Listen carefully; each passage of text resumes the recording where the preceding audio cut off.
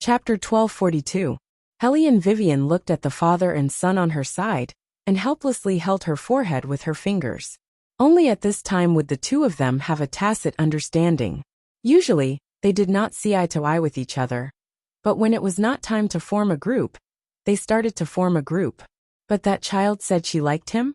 Helly and Vivian's eyes landed on Baizhuan. She suddenly remembered the email her daughter had sent her before. Although the words used in the email were vague, there was indeed a hint of love in the words. She even asked Buddha to explain it to her. Her Aju was still too naive. Didn't she know that Buddha had never cared about such things? Now it seemed that her Aju was not in a one-sided love. However, it was really too early to settle down before the age of 12. Although she had also settled down with His Highness when she was about the same age, Aju was different. Her daughter probably did not look at looks like she did. Her daughter used to be very ignorant. She even said that she wanted to be a temple abbot, and was very serious about it. Helly and Vivian had always thought that her daughter was a career type. How could she be confessed to in public just like that? She did not think much of it. Her daughter being liked meant that her daughter was outstanding. After all, she had always been at ease with the Bai family's character. It was just that the father and son pair knew that someone liked their daughter. Their reaction would definitely not be too friendly. Helly and Vivian thought for a moment, and still felt that it was appropriate to help the Bai family's boy. She could not let His Highness and the others beat him up, right? After all, His Highness's punch was not something that anyone could withstand. It could really cut a hole in the ground. Most importantly, Helly and Vivian reacted at that moment. She felt that there were not many people who had the guts like Baizhuan in the future. It was not like the father and son pair would beat up whoever chased after Aju, right? What if they beat away all the suitors? This was really a problem. Therefore, after Helly and Vivian struggled for a while, she turned her body to block Baligaju's way. After Baligaju saw a certain someone's actions, a faint smile flashed across his deep eyes. Then he reached out and pulled her over. His voice was low and pleasant. "Don't worry, I won't do it." "Seriously?" Helly and Vivian raised her eyebrows to confirm, in order to avoid not ending up in a mess later. Baligaju nodded, just when Helly and Vivian felt that she could finally breathe a sigh of relief. His Highness continued. In any case, Shang Xie was the one who wanted to make a move. Helly and Vivian, as the person being confessed to Aju's almond-shaped eyes, which were originally round, were now even bigger and brighter. She stood there in a daze, as if she could not believe what she had heard. The 2 strands of hair on her head were still standing up, and her small face was exquisite and beautiful. She blinked her eyes again and again. So, the person that little brother liked was not Guro. But her? Li Heila's eyes widened because of this sudden news. He was in a daze. He was really not online at all. Master Bai said that he likes Aju? I really admire your EQ. I can't believe you were able to figure it out, Xiaolin said lightly. Li Heilu was very proud. That's because I'm very smart, okay? Xiaolin. Smart. Hee. However, Baizhuan finally could not hold it in anymore. His family had already found him. If he did not confess, Aju would leave, right? Old Master Gu was also shocked. His gaze followed Aju's direction and swept across her fair wrist. His back suddenly trembled. Then, he suddenly raised his head and looked at Baizhuan with flickering eyes. You agreed to my condition because of her? Yes. Baizhuan did not look at Old Master Gu again. All his attention was now on Aju. He was looking at her expression. Perhaps it was too early to say that she liked him for a girl who was not even 12 years old. But he really could not hold it in anymore. However, when this moment came, Baizhuan still felt that he had stepped into a bottomless abyss with 1 foot. It was more than a bottomless abyss. If Aju hated him because of this and treated him as a pervert, what should he do? Baizhuan bent his pale fingers. The blood-colored crescent moon in his palm had already begun to bleed. However, there was not the slightest change in emotion on his face. His eyes were so deep as he stared at Aju. There was a gentleness in his eyes that everyone could feel. Gu Qing watched from the side and clenched his fingers. But now, he realized that he could only watch like this. After all the things that the Gu family had done to the little bean. So what if he sensed the strangeness in his heart? Although the two of them were very far away, the little bean had always thought of her little brother for everything. As for Baijuan, he finally knew why his cousin had such great hostility towards a Jew. Baijuan never hid the way he looked at a Jew. It was an expression that was so gentle that the corners of his mouth would smile. Everyone knew what that was. He used to think that it was because his brother doted on his sister too much. But now, Gu Qing lowered his eyes and his fingers drooped down. Old Master Gu also began to be afraid. He looked at Old Master Bai again, but he did not expect that this time, he would not say anything. Old Master Bai opened his mouth to interrupt him. His voice was so deep that it was like the metal on his shoulder. Old Gu, our relationship is our relationship. I really can't believe that what you said just now came out of your mouth. If the younger generation made a mistake, just let them admit it. But you are obviously biased. Old Gu, she is either your granddaughter or your granddaughter. No matter whose child a Jew is, she is a member of the Bai family and my granddaughter. You always said that you wanted me to take into account our old relationship and your granddaughter's face. Our Jew doesn't like to eat meat. These few days, the food at home has been turned into meat dishes because of you. The child hasn't said a single word. She has always been sensible. After coming to the Bai family, she is like the happy fruit of the Bai family. Baijuan had lost his parents since he was young and could not get close to anyone. With her around, the Bai family gradually became like a family. Only then did my grandson change. If you want me to plead for you, then who will plead for the injustice of my granddaughter? When old Master Gu heard this, his face turned completely pale. If even Bai Huai did not help him, then Baijuan would really have no scruples when he acted. The business information of the Gu family that he mentioned would be dug out by him. In other words, other than the Ju Wei group, even the Bai family had openly become enemies with them. Then the Gu family, would they still have a way out? Chapter 1243. Gu Rou panicked as well. Her fingers tugged at old Master Bai's sleeve. Grandfather Bai, you can't not help us. Don't you also think that I'm very filial to you? Our Gu family and the Bai family have had a relationship for so many years. How can we ruin it like this? Grandfather Bai, it's obvious that a person like you has a motive for being filial. Bai Huai's gaze was as straight as his identity. Wei Wei is right. I really can't treat you like a child anymore. At this point, you still want to use your relationship to pressure me? Just take it that I, Bai Huai, don't care about our old friendship. I want to avenge my granddaughter. From the beginning to the end, old Master Bai did not come to denounce the Gu family, because a Jew was the little princess of the Ju Wei group. In the old man's heart, the matter was very simple. The video was so clear. He just wanted to seek justice for the child raised by the Bai family. Adjutant Zhang, what are you still standing there for? Throw out all these people who affect the birthday party. Old Master Bai had always been a swift and decisive person. Now that he saw Gu Rou being so clingy, he directly gave an order to the person beside him. I, Bai Huai, am not afraid of others saying that I am bullying others. Everyone is looking at the truth. Justice is in the hearts of the people. Adjutant Zhang's execution was also very strong. He pulled Gu Rou up with one hand. His strength was very strong. She actually bullied their young lady. Did she really think that she was the young madam of the Bai family? She was in charge of everything there. Adjutant Zhang had tolerated Gu Rou for a long time. This time he finally exploded. Not only Gu Rou, but even Gu Cheng, old Master Gu, and the two girls were all uncivilly invited out of the Bai family's birthday party. As for how they would deal with the Gu family in the future, they would not let them have an easy time. Just in front of them, the two girls who were bragging to their classmates about how luxurious and fun the Bai family's banquet was were completely listless. What was even more dumbfounded was that no one knew who was so mean as to call the students of number 1 high school and number 2 high school to watch outside the military compound. Of course, it was not easy to gather so many people in such a short period of time and at night. Every single one of those students seemed to be members of Bailey Shangxia's support team. There were already people who knew Gu Rou and the others. Now that they saw the two girls being chased out in such a sorry state, they were stunned for a moment before they all burst into laughter. These two people were so arrogant in class at that time. They wanted to suppress everyone they met. As for Gu Rou, they did not take them seriously at all.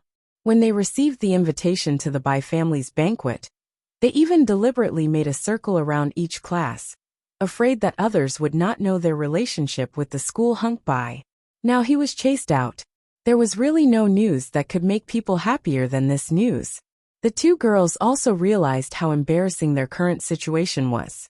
One after another, they covered their faces and screamed, while rubbing against the wall to get off the bus. However, they knew very well that this was only the beginning. The Gu family was even more humiliated. Whether it was the business world or the political and military world, everyone knew what Gu Rou had done on this day. The business world would never work with the Gu family again, regardless of whether they were after profits or not. They could not afford to offend the Ju Wei group. After all, once a certain highness made a move, it was the rhythm of completely bankrupting a certain company. As for the political and military world, everyone had been chased out by the Bai family. The situation could not be any clearer. The scene of the military compound was also synchronized to the screen. Only then did the guests present know what Gu Rou and the other children were really like in the eyes of their classmates in school. They could not help but sigh again. However, Hellion Vivian looked at those girls and raised an eyebrow at her son. "Did you call them here?" "No, I never use my fans." Bailey Shangxia paused for a moment, his eyes flashed. "It's father. No wonder the manager contacted him. So it was to release the news of me. How shameless, too shameless." Indeed, Hellion Vivian laughed. But the shamelessness was wonderful.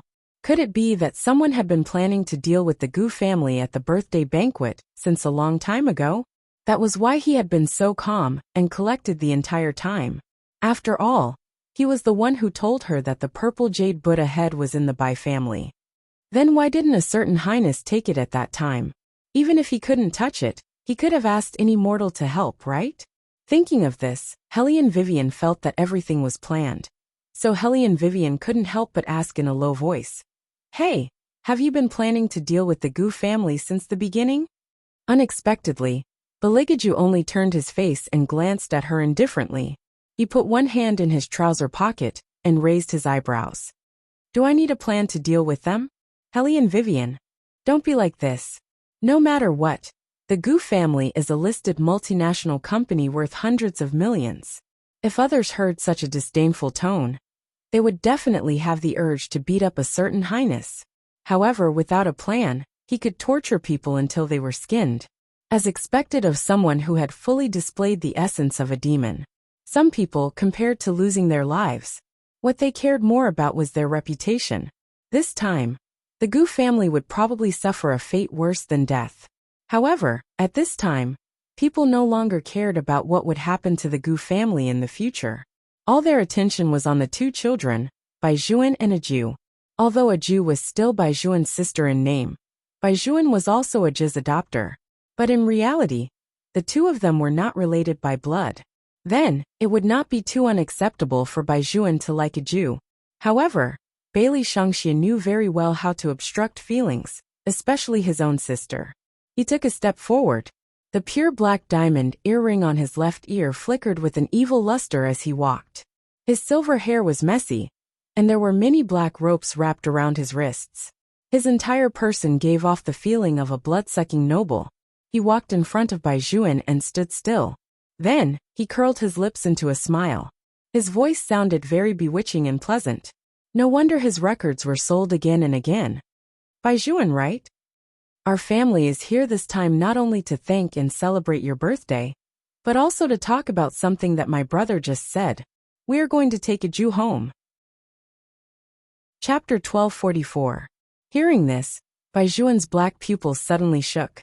Even his slender figure seemed to have been stimulated by something. He paused heavily and looked at Bailey Shangxia in disbelief.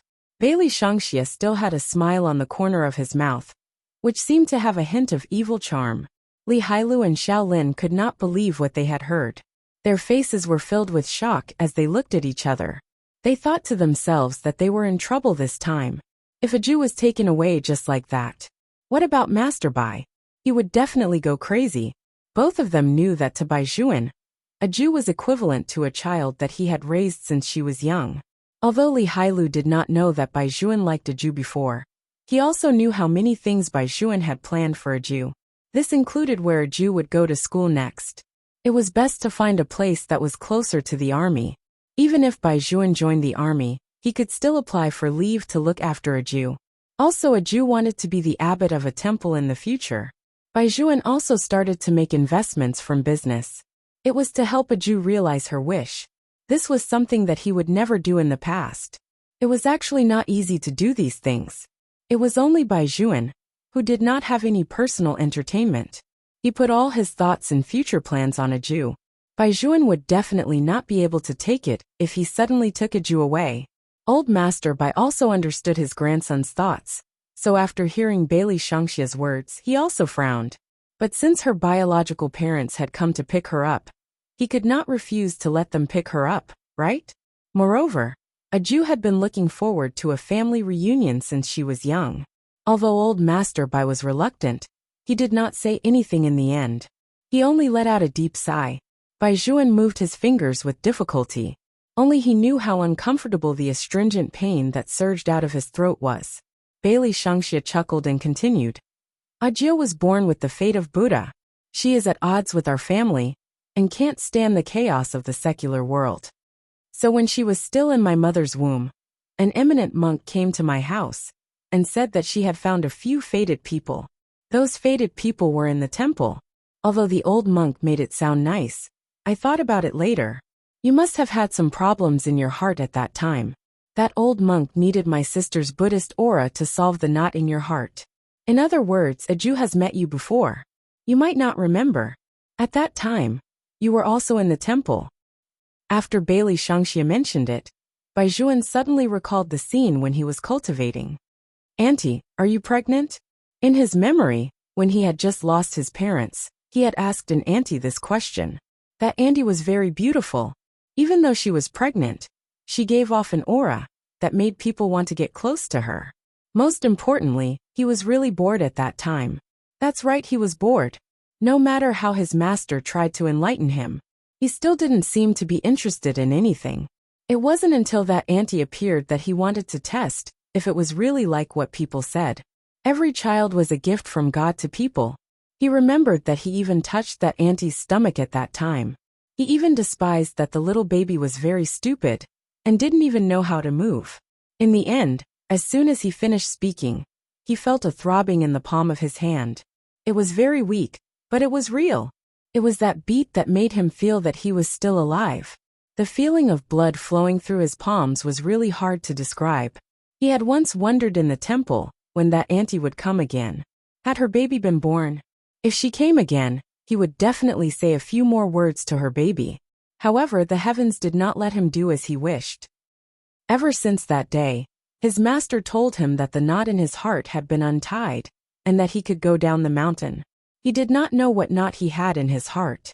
However, since his master had said so, he never felt that he needed to stay in the temple. His grandfather was very happy to hear that he had no knot in his heart. He still remembered that when he left the temple, he still regretted not seeing that auntie who was pregnant with the baby again. Later on, after he went down the mountain, he gradually forgot about this matter. At that time, he had Li Hailu, Shaolin, and the others. He did some evil things in the courtyard all day long, and had long forgotten about the meetings in the temple. Just like that, a few years passed, and his memories were recalled again. When Bai Juan looked at a Jew again, his mood was even more difficult to describe with words. He had clearly been thinking about what that child would look like when it was born. When the time came, if he saw that auntie again, he would definitely see that baby. Now the image of that soft and cute little monk walking towards him with a serious expression, when he went up the mountain to pick her up, appeared in Bai Juan's mind. At that time, he was thinking about how much this little monk could eat. It was not enough to hold a steamed bun in both hands. She still had to hold it in her mouth.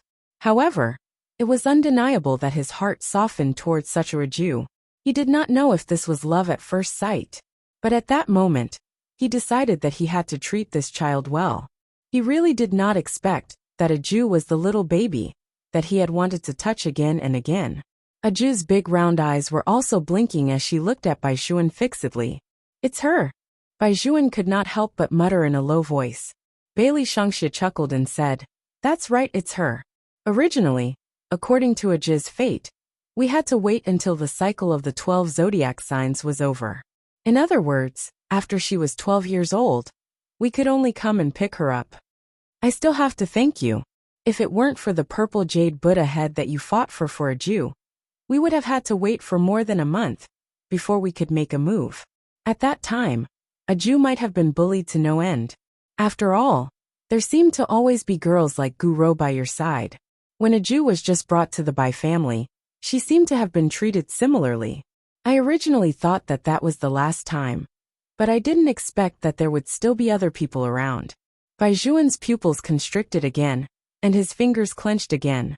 He had to admit that Bailey Shangxia's words hit the spot that he cared about the most, and could not refute the most. Bailey Shangxia took a step forward, and tilted his body slightly. He lowered his voice beside his ear, with an indescribable provocation. You said that you like Aju and want to protect her well? Even you are not strong and mature enough. How are you going to protect her? Is that how you protect her?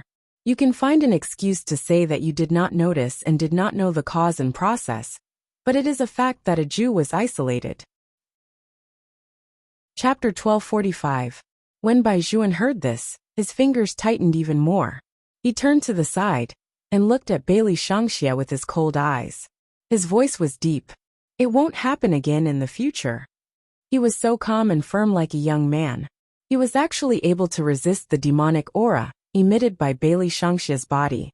This made Bailey Shangxia raise his eyebrows in surprise. His black eyes gradually turned into an evil amber color. No wonder Aju was immune to all evil when she followed him. He was probably the only one in the world who had such a righteous aura.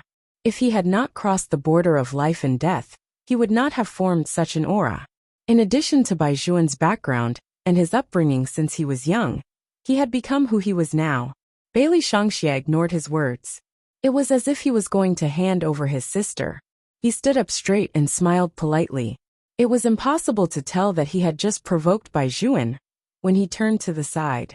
All these years, I'm really grateful to the Bai family for raising Aju. As he spoke, he looked at old Master Bai again. Especially thank you, Grandpa Bai. I often heard my mother say that Grandpa Bai is a forthright and narrow-minded person. He has the demeanor of an ancient general. Now that I've seen him, it's true. Others did not understand what a knot in the heart was, but old Master Bai understood it very well. Back then, he had spent a lot of effort, but he still could not pull Baizhuan back from that accident. He had seen a psychiatrist and an old friend. In the end, he could only hand it over to the eminent monk. The eminent monk had once told him that his grandson had a very deep heart and wanted to wait for the true Buddha. However, at that time, the eminent monk had also said that the true Buddha could not wait, and it also depended on luck. He was not sure if there would be a day when he could wait. When old Master Bai decided to send Baizhuan to the temple, he was also in the mood to give it a try. No one could understand how much an old man owed this child. As a soldier, he should indeed sacrifice to protect the majority of people. But what about the child who stayed behind? At that time, any concern for Baizhuan was a replay of the harm. On the day of the funeral, old Master Bai saw his grandson's finger being cut, but he did not feel any pain. This old general who had guarded the country for many years cried. Even if there was only the slightest possibility, he had to try. Now that he heard Bailey Shangxia say that Aju was the person who had solved the knot in Baizhuan's heart, one could imagine how old Master Bai felt. 9. When old Master Bai spoke, his voice was a little hoarse. You are indeed the blessing that your little brother has accumulated in this lifetime. Our Bai family's little happy fruit. After hearing this, Aju walked over with the little white cat in her hand. With a serious expression on her face, she said, It's my fortune to be able to enter the Bai family. Aju is right. Hellion Vivian chuckled and put her hand on her daughter's head. Baizhuan's righteousness has protected Aju for 8 years. Chief Bai also treats Aju as his own daughter. We will always remember this kindness. At this point, she glanced at Bailey Shangxia. Bailey Shangxia, this superstar devil. only listened to 3 people in this world: his mother, his younger brother, and his younger sister. Now that Hellion Vivian had spoken, he naturally put away the demonic energy on his body and stood beside Hellion Qingchen for the time being. Bai Zhuan's eyes looked at the approaching Aju. Old Master Bai naturally knew his grandson's mood. He patted Bai Zhuan's shoulder and comforted him. It's good that Aju was taken away. You will go to the army as soon as summer arrives. When that time comes, I will also return to the border. Who will take care of Aju? Hellion Vivian also looked over. Bai Zhuan, you are still too young. There are too many uncertain factors around you. I have always been sure of what I want. Bai Zhuan couldn't help but interrupt Hellion Vivian. For the first time, this youth revealed a yearning look. Hellion Vivian chuckled and said, Yes, but when we are young, we always have a lot of scruples. Bai Zhuan, you have something to do. Today is your 18th birthday. After you turn 18, you will be an adult. I have always admired the Bai family's way of protecting the country. I believe that this kind of magnanimous and awe-inspiring blood also flows in your body. When you are mature enough to resist everyone, wouldn't it be better to talk about love? Or could it be that you can't wait until then? Can't you control yourself? This was a provocation. Although Bai Zhuan was very clear, he was even more clear that every word Hellion Vivian said was right. I can control myself. Bai Zhuan looked straight at Hellion Vivian, neither servile nor overbearing. Hellion Vivian smiled. Very good. After the birthday party is over, I will pick Aju up first. We will meet again when you grow up. Bai Zhuan clenched his hands tightly and finally let go. His voice was slow, but as clear as ink. Okay. In the past, when he was studying, Haruki Murakami had said, You have to be a calm adult. You are not allowed to be emotional, not allowed to secretly miss, not allowed to look back, and live your own life. You have to be obedient. Not all fish will live in the same sea. Growing up meant that he had to think more. Even though he was in great pain this time, he agreed willingly. So many things were being told to him. He was not strong enough. The strong ones were the Bai family, not him. That was why he had to be careful before doing anything. The Gu family was the best example. He did not want his girl to get hurt again. If all of this could only be done with power, then he would work hard to do it. Thinking of this, Bai Zhuan raised his head and answered, Okay. Everyone listened at the side and laughed. Seeing the two families like this, they were naturally in a good mood. Are they going to have a child betrothal? Bai Zhuan, this kid, still fell into the hands of someone else in the end. Sigh. These two children are really a good match, especially Aju. She makes people happy just by looking at her. Little silly girl. Aju is still young. It might not be in the future. Just as people said, there were too many uncertainties in the future. Even now, Bai Zhuan knew very well that Aju might not even know what she liked. In the few years that they were separated, she would definitely meet many people. If there was someone who treated her better than him, what should he do? Even if there was this kind of panic. However, Bai Zhuan did not change his answer. He had to be able to protect her in the future. Even if this process was very long, he was also willing. The atmosphere at the scene became lively again. Everyone raised their wine glasses and joked with old Master Bai. Although Bailey Shangxia, as her brother, did not say anything, he began to plan in his heart how to destroy the reunion between Aju and Bai Zhuan when the time came. Hellion Qingchen really understood her brother the best. She reached out and pulled him over by the back of his collar. She also wanted to give Aju some space to say goodbye. Chapter 1246. Bailey Shangxia listened to his younger brother. Moreover, he had not seen Hellion Qingchen for so many days, so he was extremely obedient. As a brother Khan, he knew very well when to do what. Of course, the only way for Bailey Shangxia to treat his younger brother well was to give him diamonds. I dug out 2 pieces from the demon world and 1 from Portugal. Which one do you like? Hellion Qingchen took it and looked at it on her fingertips. Not bad. Where's the one for Aju?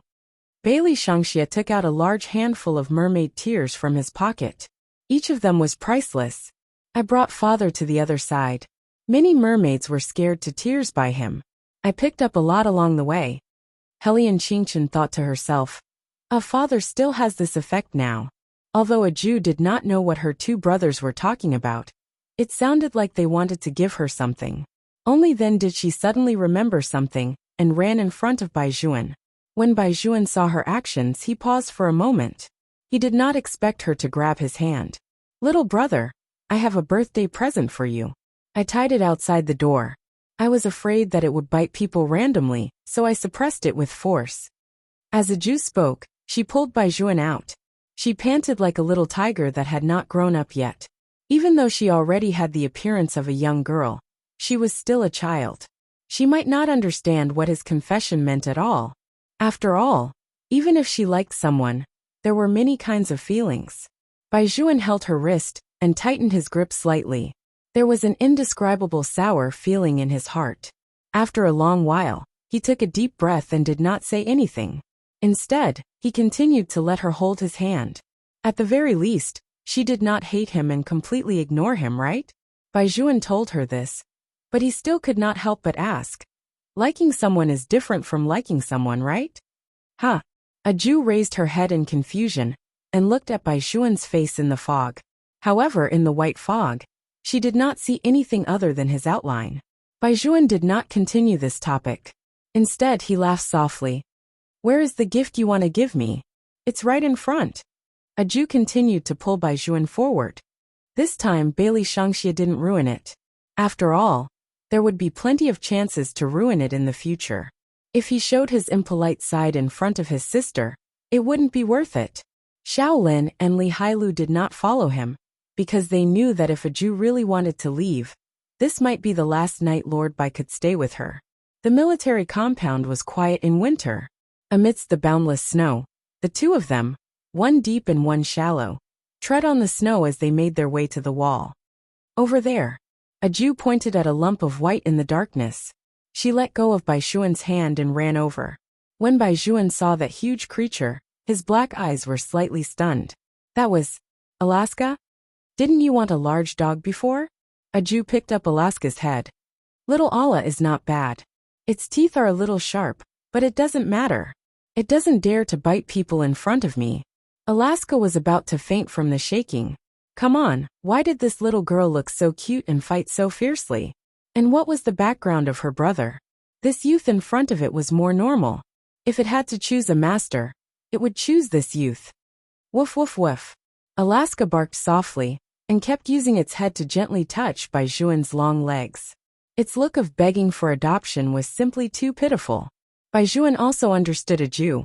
He knew that she did not have the strength to wear Alaska's heavy rings.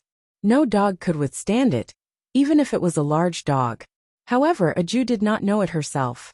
She was still expressing her opinion with a serious expression. The two strands of hair on her head stood up. "Little brother, it seems that little Ala really likes you. When it sees me, it is never like this. It only knows how to play with me. If I don't play with it, it will be unhappy." Alaska was speechless. "Do you think my desperate struggle is all for fun? Boss, I am clearly using my life to escape, okay?" Baijuan looked at the man and dog in front of him, and suddenly smiled. It was gentle and cold to the bone. He was wearing a pure white windbreaker. He had black hair and red lips. His skin was as white as jade. His thin lips were slightly raised. He was very good looking. He was the one who thought too much about things. Aju was originally like this. Her thoughts were different from others. To be good to a person, it took all her strength. She was still in a daze. He just had to wait for her to understand. Even if she did not understand, it did not matter. Anyway, a person as slow as Aju could automatically block a lot of peach blossoms. Little brother, Aju called Baijuan twice in a row. "Don't you like the birthday present I gave you?" Baijuan patted Alaska's head and finally saved it. "I like it very much." He remembered that he really wanted to raise a large dog. Other than his grandfather, there was only Aju. He was clearly an adult, but he always had to be comforted by a child. It seemed that it had been like this since the past. He would always be the one who was healed. As long as little brother likes it. Aju finally let go of the Alaska. Then she heaved a sigh of relief. The gift she gave was not so useless. The strength of the sled dog showed what it meant to struggle at death's door. It stuck out its tongue and panted. In its heart, tears had already flowed like a river. It had finally escaped from the clutches of the tiger. How touching! Baijuan's fair fingers caressed the big dog in his palm. His broken hair hung down and covered his eyes, making it impossible to see his expression clearly. In the snow and dust that filled the sky, only his low voice could be heard, Aju. Ah! Aju looked at Baijuan with her round eyes. Baijuan smiled lightly and instructed, "Go back to your parents and be obedient." Yes. Aju nodded heavily and smiled as well.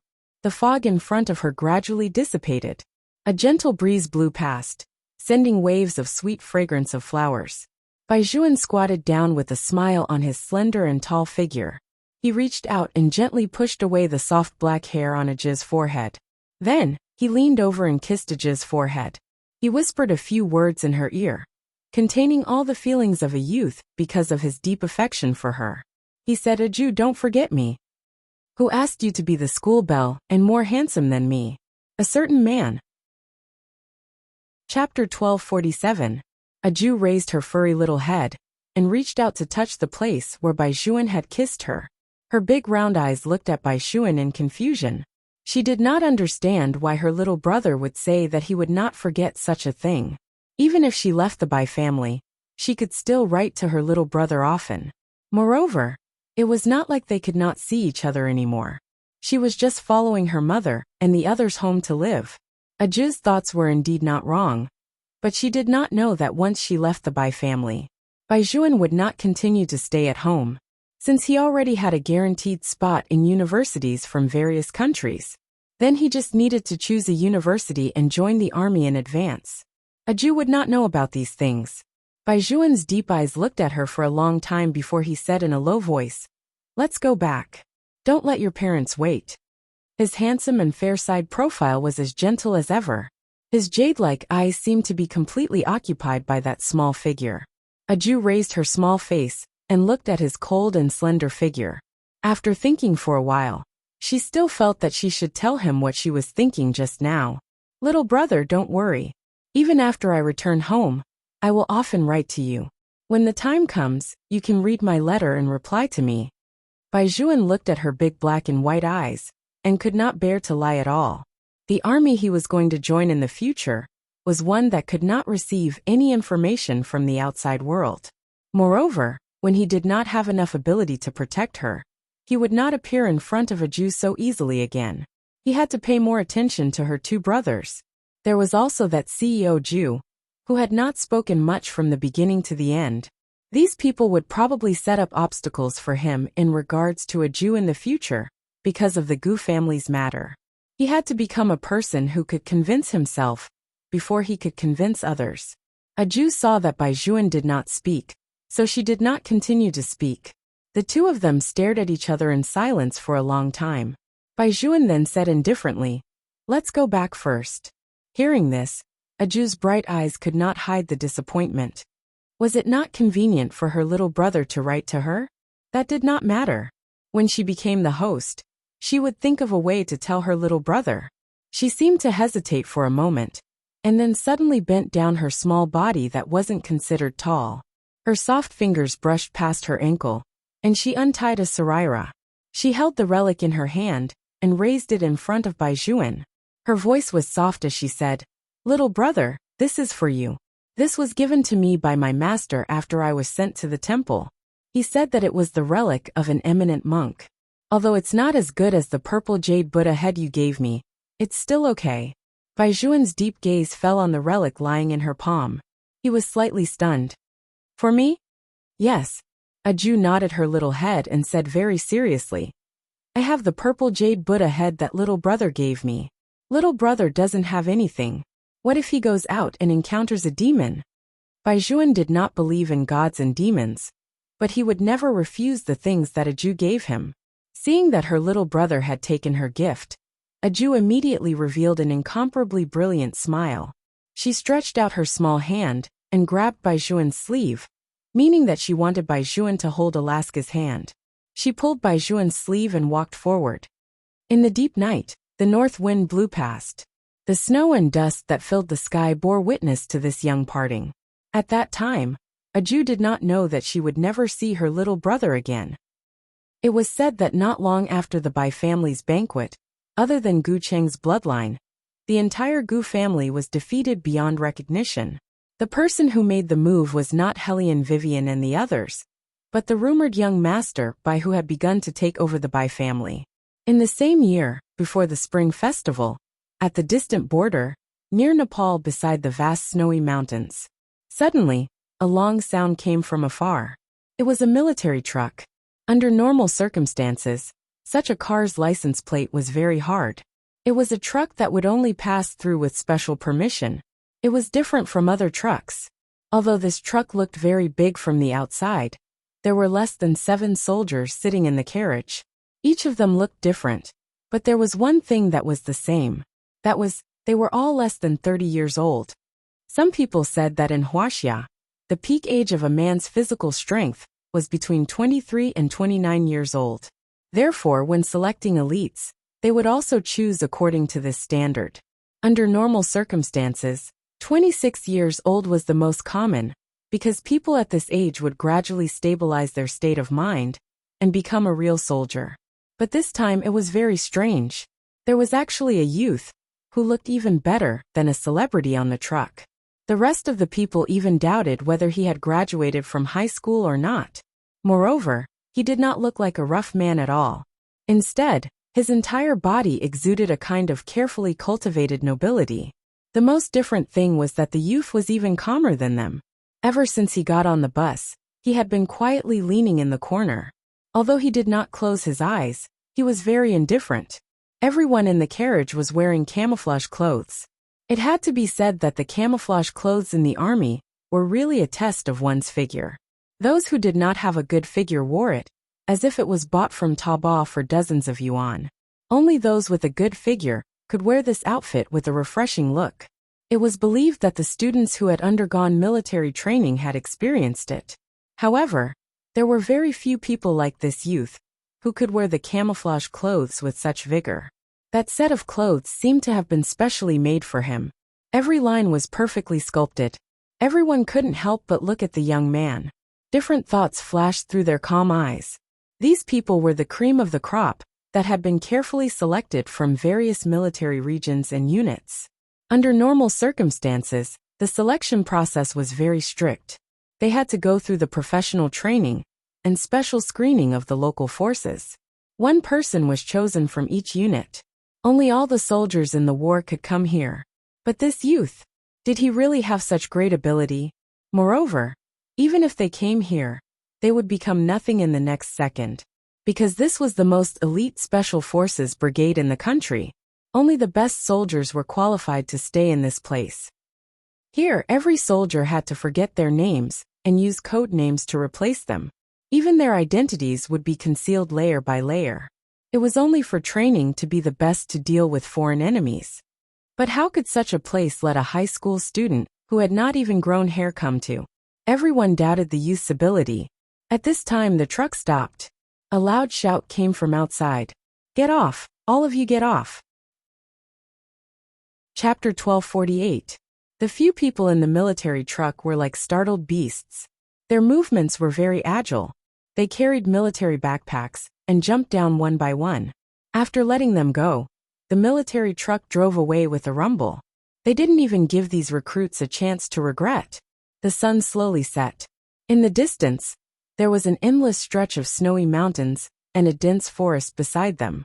This kind of terrain was the most suitable for jungle combat training. As expected of the flying tiger's sharp blades, even the location was different from the other troops. Those people looked at each other and saw excitement in each other's eyes. But the strange thing was, why didn't anyone come to pick them up? Other than the words "get off," they heard in the car. The surroundings were completely quiet. There was not a single person in sight for miles in the wilderness. Where are they? Could it be that they're hiding and want to give us a surprise? Just like when we were new recruits. That's good. It's best if there's meat to eat. After sitting in the truck for 2 days and 1 night, I want to eat a good meal now. These few days, I've been eating compressed biscuits until my mouth is almost empty. Just as these men were conversing with each other, talking and laughing, the young man's left ear suddenly moved. He turned his well-defined handsome face and a trace of ice-cold sharpness flashed across his deep and pure black eyes. No one's here yet? Oh right, let's introduce ourselves first. My name is Li Leitang. I'm from the new city. What about you? My name is Baidali. My hometown is Linxi.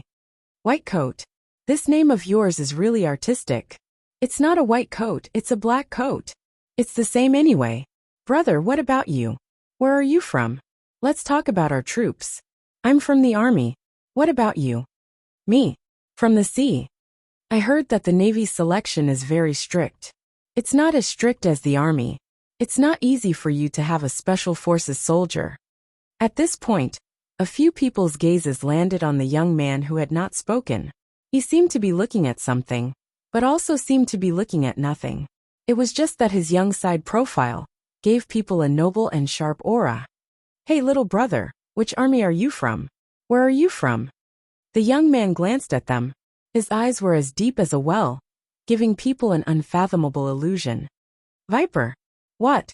Those people wondered if their ears were playing tricks on them. One of them sneered. Code name?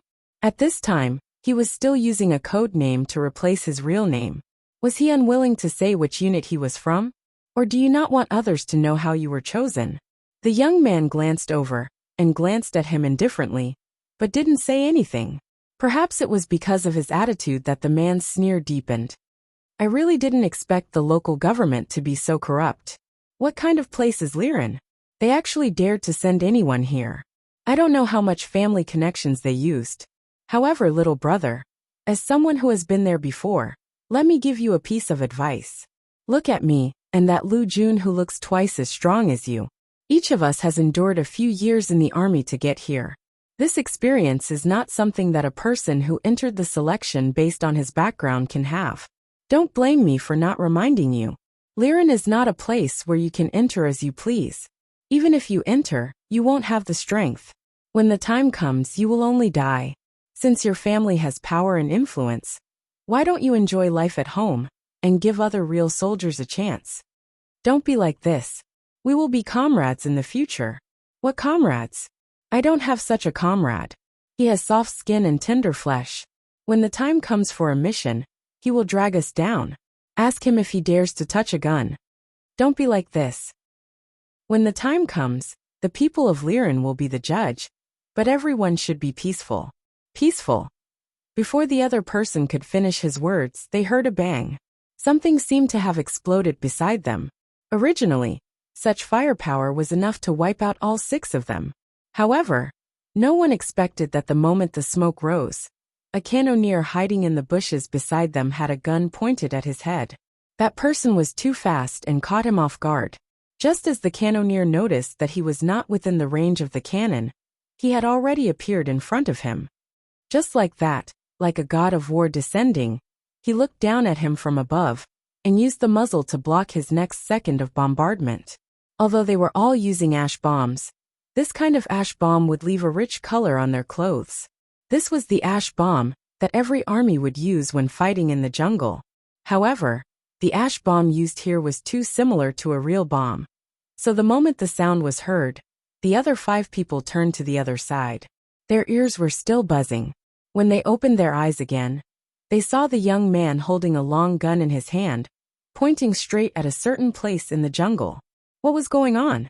Hey, I didn't expect to leave one behind. The cannoneer who was pointed at by the gun was still surprised at first, but now the corners of his mouth had turned into a faint playful smile. Do you think you can reverse the current situation by yourself? As the cannoneer spoke, he secretly made a gesture in the direction behind the young man. He thought that his professional code words and silent actions would not be noticed at all. Unexpectedly, the young man moved away from the muzzle pointing at him in the next second. He turned around unexpectedly, and directly pressed the long gun against the head of the person who was about to sneak attack him. That person was stunned, and then he frowned. According to the rules, you shouldn't make gestures anymore. However, as a new recruit, it's natural for you to give in to the veteran. Now you should have died in battle, together with your companion. After the young man finished speaking, he still pointed his gun at the person. He turned his body, and his voice was indifferent. It was indescribably cold. The companion he was referring to was none other than the cannoneer, who had been pointed at by him earlier. When the cannoneer heard the young man's words, he was so angry that he couldn't vent his anger. Even if you really gave in to them, don't say it out loud. You're clearly saying it on purpose. This is even more embarrassing than us losing to a recruit. Motherfucker, where did this new recruit come from? Why was he like a high school student? But when he made a move and spoke, he was so annoying. He could almost imagine how his comrades in the military camp, who were watching the real-time surveillance video, would laugh at them. Damn it. Why was there such a variable this time? Chapter 1249. Clearly, the previous batch was not like this. Their artificial smoke bomb had completely wiped out the other party. Therefore, at that time, he even boasted in front of the captain that the two of them were enough for this batch. It was enough to give these new soldiers a show of strength. He did not expect that the sneak attack would fail, and that he would be threatened by someone with a gun. In fact, those 5 people were indeed quite easy to deal with, except for the one in front of him. Thinking of this, the cannoneer narrowed his eyes and said to the youth, "Since you know that we are veterans, hurry up and put away your gun." After the youth heard this, his thin lips curled up. That smile more or less had the meaning of winter snow melting, so handsome that it was somewhat unreasonable. He turned his head and exerted force with his arm. With a click, he saw that there was not a single bullet in the gun compartment. Seeing this, the cannoneer cursed again. Damn it! I've been fooled. Where did this scourge come from? Why are you so scheming? You're still so stubborn, even though you don't have any bullets in your gun. You can really pretend. The other person didn't say anything, because he noticed the thin layer of calluses on the youth's hand. Although it wasn't as obvious as the tip of the index finger, it could be seen with a closer look. Not everyone would leave calluses on the tip of their thumb. Only those who were used to using long-range spears would be able to leave such a mark on their hand. Could it be that this was a sniper? Alright, take out the gun that you used to act cool. The cannoneer's personality was very carefree. The sharp blades are so welcoming. Your batch is considered qualified, right? You don't have to be sent back to your original army. Hey, those few over there? Have you been blown silly? If you haven't been blown silly, then line up and register immediately. Hearing this, the other 5 people also understood what was going on. It turned out that all the ambush attacks just now, including the sudden bombing, were all tests of their reaction and observation ability. However, they did not notice it at all. At the moment of the explosion, their entire minds were blank. They thought that they had encountered some foreign invasion attack. One of the 5 people felt as if his face had been punched head-on. It was burning with pain. He could not say whether it was shame or something else. Depression pressed down on his chest, making waves of stuffiness. If it wasn't for the extraordinary quick-wittedness of the youth he was mocking, they would all be dead by now. Not only that, but they might also be sent back to their original units. This made him feel lucky, but also made him feel like he had been slapped in the face. Even now, he did not believe that this young man had been selected based on his own strength. At the end of the day, he was just lucky. Perhaps he had already discovered the people hiding in the forest. He just didn't tell them, and wanted to be in the limelight. Thinking of this, the man took a step forward, clicked his heels, and saluted the 2 people who greeted them, and said in a loud voice, "Reporting Lint Marine, 114 reporting. They only asked you to report your designation. No one asked you to report your name, and no one asked you to report your military branch." The cannoneer glanced at him. "We heard your self-introduction just now. Number 114, right? When you introduce yourself in the future, you can say your code name or your number. But there is one thing you must remember when you come to Sharp Blade. Don't say your name, because a name can leak too much information, not to mention that you even said your original unit. This makes people wonder if you have undergone professional confidentiality training."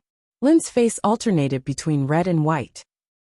He had revealed his identity as a Marine in order to let people know his achievements. But he did not expect to be reprimanded like this. He was one of the top elites in his original unit. He had always been praised, and it had been a long time since he had been treated like this. Moreover, This person had specially brought up the matter of his name. Was he trying to curry favor with that brat? Lint was very unconvinced. But this was Sharp Blade, so he had to obey. Yes. The cannoneer glanced at him again, and did not say anything else. In any case, after a few days of grinding like this, he would become obedient. If he was not obedient, he would directly return to his original unit. What about you? He turned his head and continued to ask. Following that, everyone reported their numbers, including the young man. Very good, now line up in a line. The cannoneer carried the long gun in his hand. I still need you to run for a while. Lint still felt uncomfortable thinking about it. After all, he had just arrived and had lost face in front of so many people. How could he continue to mingle when the time came? So after lining up, Lint opened his mouth again. Reporting. Speak. The gunner furrowed his brows. Lint glanced at the youth intentionally or unintentionally. He continued. Sir, I heard that Sharp Blade has never paid attention to special conditions. No matter how powerful or influential you are, you will not be selected. You have to go through a strict selection. Under normal circumstances, those who can be selected into Sharp Blade are all over 23 years old. They have amazing results in their original unit. Even their psychological quality and professional knowledge have to be strong before they can be selected. But now, I want to ask if Sharp Blade's selection is still the same as before. The cannoneer stopped walking and turned around to look at him. Are you questioning Sharp Blade? Not at all. Lint shouted and then looked at the youth. I just feel that some of my comrades are too young. Anyone who heard this knew who he was referring to, because it was too obvious. He spoke to his age, and then spoke to his background. When the youth heard this, he turned his head. The smile on his mouth did not reach his eyes. Instead, it was cold and lazy. When the cannoneer saw this, he also laughed. I say, are you mistaken? If it weren't for the young comrade you mentioned, your batch would have gone back long ago. Would we have kept you until now? None of the 5 of you reacted quickly. How dare you say that you're from the Navy? You don't even have the least bit of vigilance. Are you doubting Sharp Blade? If you don't want to come, then get lost. This is not a nursery. Lint's face was completely drained of blood. He seemed to be extremely angry, and his chest heaved. I don't mean anything else by saying these words. I just want to ask clearly. Could it be that Sharp Blade can't stand to ask now? How is Sharp Blade? It's not something that someone like you who likes to use your own thoughts to guess others can understand. What's wrong with the Navy this year? They recommended a person who likes to gossip. Didn't your original unit tell you that when you come to Sharp Blade, you should shut your mouth? Chapter 1250. The cannoneer was really infuriated by Lin Ti's words. Sharp Blade was China's special forces. Every time they did something, it would not be recorded. In other words, even if some of them bled, or even sacrificed themselves, no one would know. When they protected the country, all they wanted was a little trust. When they picked up their guns and opened their eyes, their first thought was this territory. The Special Forces soldiers she saw on TV were not them either. Sharp Blade had always been particular about coming and going like the wind. They would not walk in front of the curtain. This was the combat characteristic of China's Special Forces. Everyone who came here had to forget their true selves. They only had to remember one sentence at all times: protect the country from being invaded. They could not reveal their identities for missions that needed to be completed outside the country. Once the information was leaked, the problem they would face was not as simple as a mission failure. Therefore, even if they were captured, they could not leave any traces of belonging to the army. Sacrifice yourself to keep the secret. This might sound unbelievable. However, everyone in the Sharp Blade did this. However, it was such a self-righteous person who touched the bottom line of the cannoneer's heart every time he asked a question. He reached out and pulled Lin Ti's clothes over. His face was close to him. Either endure it or get lost. You. Lin Ti sneered. Then he pushed the cannoneer's arm away. So be it. I don't want to stay in such a Sharp Blade. If my family has power and influence, I can enter. What's the difference between this and the other troops? The officer who received the new recruits is so obviously biased. What fierce tiger of China? I think it's just worthy of its name. The cannonier's eyes darkened. He stared at the navy called Linte. Linte looked like he was saying, even if you accept other people's benefits, even if I return to my original army, I won't be chased away by you. I don't want to stay here. He even made himself look like he had a backbone. The cannoneer was so angry that he clenched his left hand. Before he could move, then a loud bang was heard. A bullet brushed past the left side of Lin Ti's face. The shooting technique was extremely accurate. If there was even the slightest deviation, Lin Te would definitely be injured. However, it was obvious that the other party was just warning him. Lin Ti's gaze immediately changed. His entire body was shocked. The young man took his gun and walked over. His voice was very indifferent. First, who told you that I came in because of my family's influence? Secondly, haven't you been guessing that there's someone in my house? I can answer you right now. My family does have a lot of power, but I don't need that kind of power to beat someone like you. You. Lin Te was simply choked by the youth's arrogance. He was just about to say, "Why are you so arrogant? Aren't you relying on the older generation?" Right at this moment, an off-road Hummer ferociously drove over from a distance, interrupting the words that were about to come out of his mouth. Only the word Tang was written on the car, not to mention the cannoneer, who came to welcome the new recruits. Even Lin Te knew what the word Tang meant. The Tang sect was established with the sole purpose of solving special cases outside of the country. Unless one was a rare talent of the country, even if one's father was a first-class military officer, it would be difficult for one to enter this group. What made people concerned was that Liren had not yet undergone the internal selection. Why were they here? Just as the cannoneer was feeling puzzled, he saw a person walk out of the car. His face was calm. He could not be said to be handsome, but his morale was absolutely intimidating. Bai Zhuan, a soldier of the land, sea and air forces, step out. A soldier of the land? Who is so awesome? Since when was such an all-round talent able to be trained in this place? Just as everyone was about to be shocked, the young man with the gun took a heavy step forward with his military shoes. His military uniform was straight and stunning. Here. That's right. This young man was none other than Bai Zhuan, who had joined the army. Compared to when he first joined the army, his skin color was a little darker. However, this only made him more angular. Under the reflection of the military uniform, his deep eyes seemed to be able to hold the mountains and rivers of the world, causing people's eyes to light up involuntarily. We've been waiting for you for a long time. I heard from young Master Tang that your computer is very good, right? Do you know how to attack the network? The person beside the car looked at Bai Zhuan with an expression of being saved. We all have equipment. Bai Zhuan's voice still did not change much. I've learned it. Don't be modest. Before you came, the commander of your original army gave me a call. At such a young age, you turned defeat into victory by yourself in a jungle battle and directly destroyed the enemy's regiment commander. Such a grand feat is rare in the army. I heard that the commander of the enemy's battle was extremely angry because of you. When that person said this, he patted Bai Zhuan's shoulder very straightforwardly. What we need is a comrade like you. You're shameless and black-bellied. Bai Zhuan's expression was indifferent. You flatter me. It's just that Chief Zhao's temper is more hot-tempered. No wonder the other party's chief was angry. This soldier was not afraid of anyone. That person seemed to have obtained a treasure and laughed out loud again. Quickly get in the car. I'll give you a mission first. Okay. Bai Zhuan supported himself with one hand and jumped into the car. His movements were very handsome.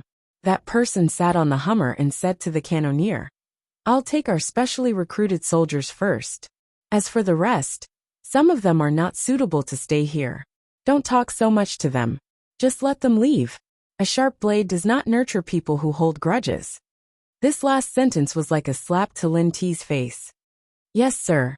The cannoneer respectfully stood up straight and saluted that person. Lin Te was still watching this scene. His eyes were wide open, and his pupils were filled with disbelief. However, Bai Zhuan did not even look at him again. He just sat in the passenger seat of the Hummer in a cool manner. His young side profile was like a blade. Then the Hummer flew away, leaving only a thin layer of sand and dust behind. For a moment, the other 5 people, including the veterans who came to welcome the new recruits, had different feelings in their hearts. This was because they all knew that being able to get into that car meant that the other party had already become one of the top soldiers in the country. Lin-Tay. The cannoneer opened his mouth again. His voice was neither calm nor indifferent. Now you've seen it. He didn't rely on his family background, but on his strength to enter the sharp blade. I believe that you should also know that there are at most 3 people in the country who can be recruited into the Tricky Special Forces. He is one of them. Think about his strength before you speak. He doesn't want to make a move. If he wants to make a move, 10 of you won't be able to defeat one of him. You always think that you're so powerful. Alright, the commander has just spoken. You just wait here. In 3 minutes, a car will come to pick you up and bring you back to your original army. As he spoke, he walked over. Remember, don't talk so much in the future. Chapter 1251. Lin-Tay was so regretful that his intestines turned green. He had only said it casually. Being sent back by the sharp blades before he even joined the army would become the biggest joke on him. The original army would not be happy to see him go back. After the other troops heard about this, they would not accept him either. However, it was already too late. It was precisely because Bai Juan had realized the importance of the sharp blades that he would not give people like Lin-Tay the slightest chance to stay. The sharp blades were the elites guarding the border of the motherland. If the people guarding this line of defense were not determined enough, then what about the people who lived inside? Uncle Tang had once said that the reason why he picked up a gun was because he did not want the girl he wanted to protect to see any war on our land one day. He was the same. The stronger he was, the more he could protect. He would not allow anyone on the national defense line to be like this. That was because his Aju lived there.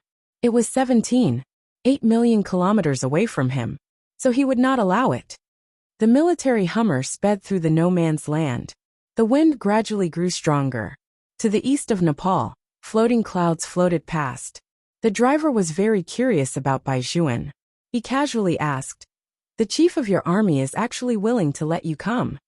It had always been difficult for them to get people. Why was it so easy when it came to this guy?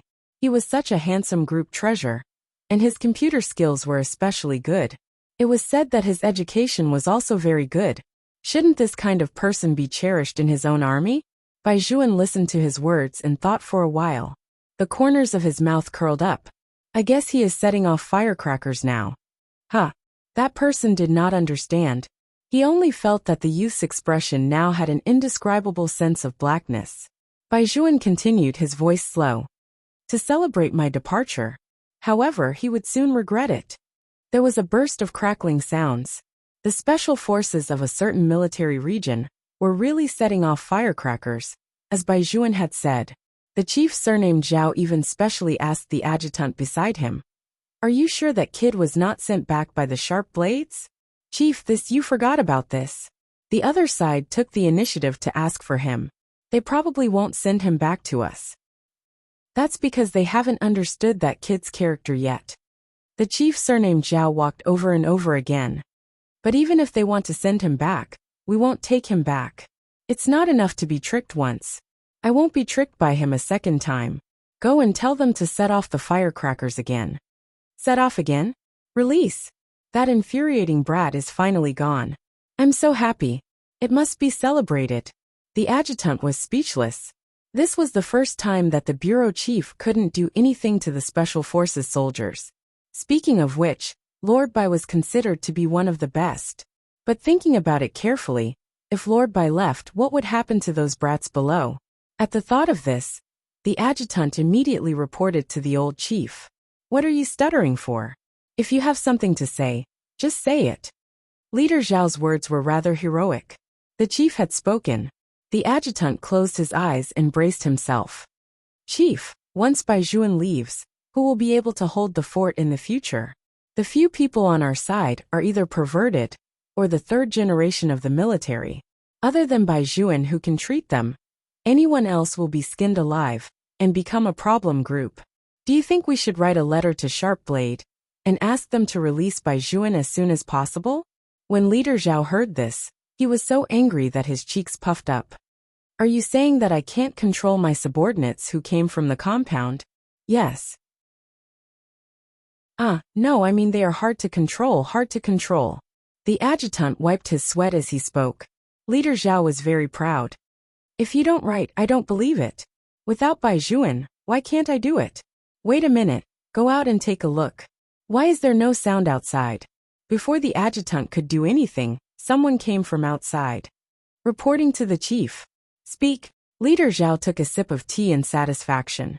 The soldier hurriedly said, they know that Master Bai has left. Now they are planning to feed all your favorite canned food to Favorite. Favorite was an Alaskan sled dog that Bai Juan had brought with him ever since he joined the army. Now, because Bai Juan was going to Sharp Blade, he could only leave it in the original army for the time being. It was said that a loyal dog followed its master, so this military dog was not to be trifled with. Leader Zhao was so angry that his head hurt. Why are you telling me this kind of thing? Let their captain control them. But you also said that those people's backgrounds are not simple. What if something happens? Moreover, they did not violate the military order. All the indicators are qualified. They just bought all the canned food that you like to eat. The little soldier did not dare to speak loudly. He only buzzed like a mosquito, afraid that he would anger their chief. However, no matter how soft his voice was, Leader Zhao still heard it. This group of little brats were simply too immoral. Adjutant. Make the call. Call where? Call Sharp Blade. Tell them to quickly finish using Bai Juan, and let him come back. The adjutant coughed softly. You were just setting off firecrackers to celebrate his departure. I regret it now, okay? Leader Zhao really felt that he could not be the chief anymore. That kid Bai Juan had definitely expected such a scene. As Leader Zhao thought about the last time he met Bai Juan, he gritted his teeth. No wonder that kid looked at me with such a meaningful smile when I gloated and handed the transfer order to him. He even told me not to regret recommending him. At that time, I was still thinking that I might be so happy that he left. How could I regret it? This brat, hang up the phone and call him back. However, the news given by the other side was that Sharp Blade was not willing to let him go. Bai Juan did not plan to go back in a short period of time. Just like that, time passed quickly. In the blink of an eye, the grass grew and the orioles flew. 3 years later, in early autumn, September, this was the month when all universities welcomed new students into the school, whether it was the airport or the train station. Especially the train station, one could see the signs of various universities welcoming new students at the entrance. The campus was bustling with noise and excitement. Every second and third-year senior was looking forward to having a beautiful junior for them to pursue. Therefore, most of the boys still liked to welcome new students. The entrance of the long-established A university was as crowded as all the other universities. Some people were sent to school by their parents, while others sat from south to north for more than 10 hours, just for the sake of this dream school. Most of the girls who were dragging their luggage were already sweating profusely when they reached the school gate. With their senior brothers and sisters coming to pick them up, they could heave a sigh of relief. However, there was one person in the middle who was not like this. Not only did she carry her own suitcase, but she also easily carried the suitcase of the girl next to her with one hand. Chapter 1252. The girl next to her was already dumbfounded. It was not because of anything else, but because the person who helped her carry the suitcase was even younger than her. The side of her face was fair and exquisite, and her eyelashes were so thick that they seemed to have been planted.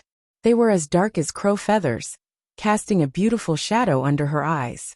Her hair was very long like black satin.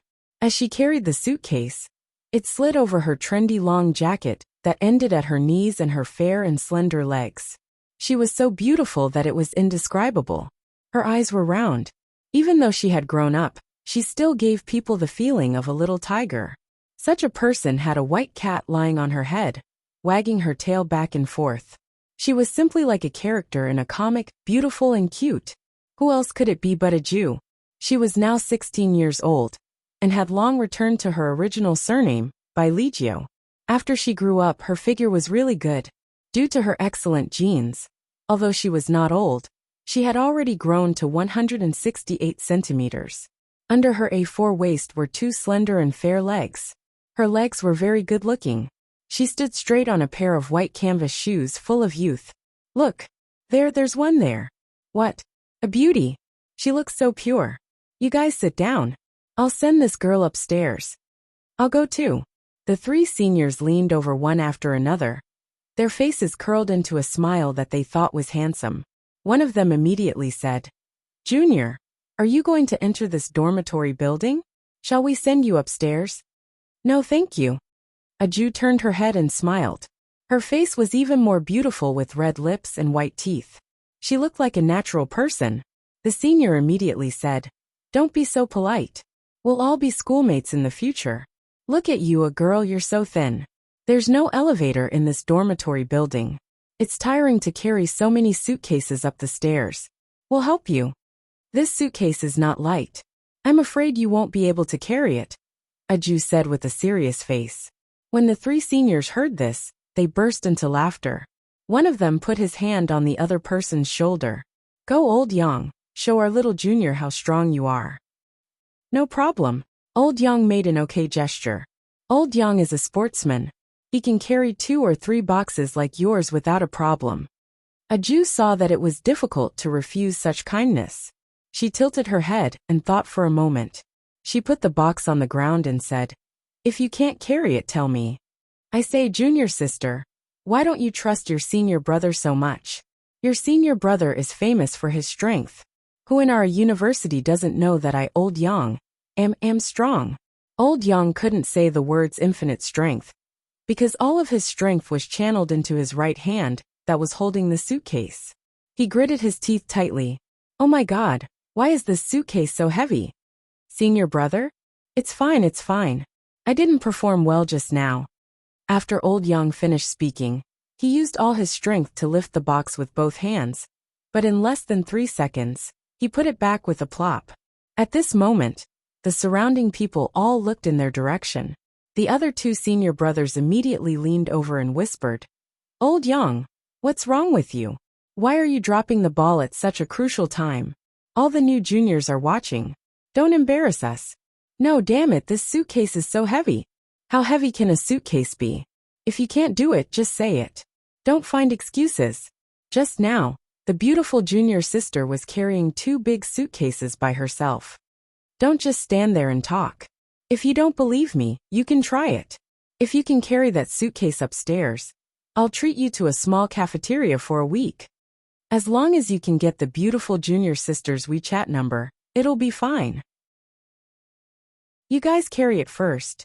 Hey, I don't believe that I can't even carry a suitcase. As that person spoke, the veins on his forehead tightened.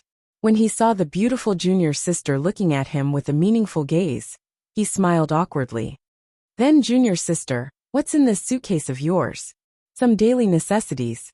There was the black crystal given by her big brother, who said that it could be used as a small table lamp after dark. There was the dismantled gun parts given by her second brother, and a super notebook disguised as a small suitcase. There was also the gravity buckle that she usually used. This time, the gravity buckle was given to her by her mother. It was said that it was made of black ice iron. Its surface was silver, and it looked like a beautiful bracelet on her hand. However, each of them weighed no less than 20 kilograms. Her mother put 4 of them in a suitcase, 2 on her wrists and 2 on her ankles.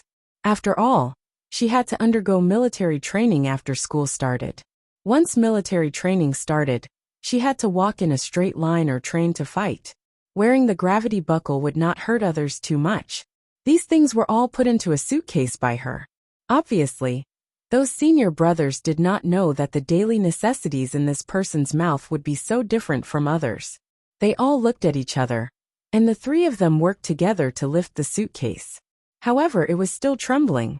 The suitcase seemed to be able to be dragged on the ground at any time, and it could not be lifted up the stairs at all. It made their faces and necks red. The onlookers all stopped and burst into laughter. Aju did not want to make things difficult for them anymore.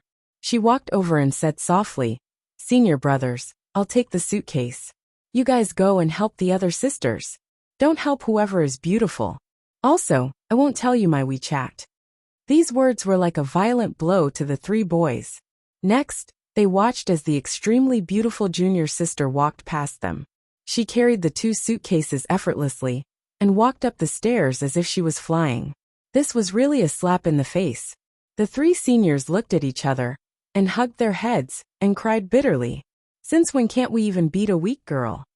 Therefore, on the first day of school, the campus forum of University A posted a list of boyfriend strength. The one who won the first place was not a sophomore or a junior, nor was it a member of the basketball club. Instead, it was a newly enrolled beauty by Legio. He was really a boyfriend all day long. He helped many girls carry their luggage. Sometimes, he even looked cute and had 2 strands of hair on his head. Because she was the youngest and was a grade skipper, most people immediately liked her when they saw her. Moreover, where was this place? University A, the capital. Many of the people who were admitted here came from number 1 high school. In other words, some of the senior sisters, who were Ajuz fangirls in number 1 high school, immediately ran over to watch when they heard someone use the name by Legio to report. When they saw that it was the cute little Aju from back then, they wanted to pounce on her and kiss her. Chapter 1253. Back then, after Aju was picked up by her family, she went to England. Then, Vivian took her to many countries. There was no need to worry about her education. With Helian Chingshan, the top student, Aju mastered all the high school knowledge in half a year of self-study. The place where the family went the most was India.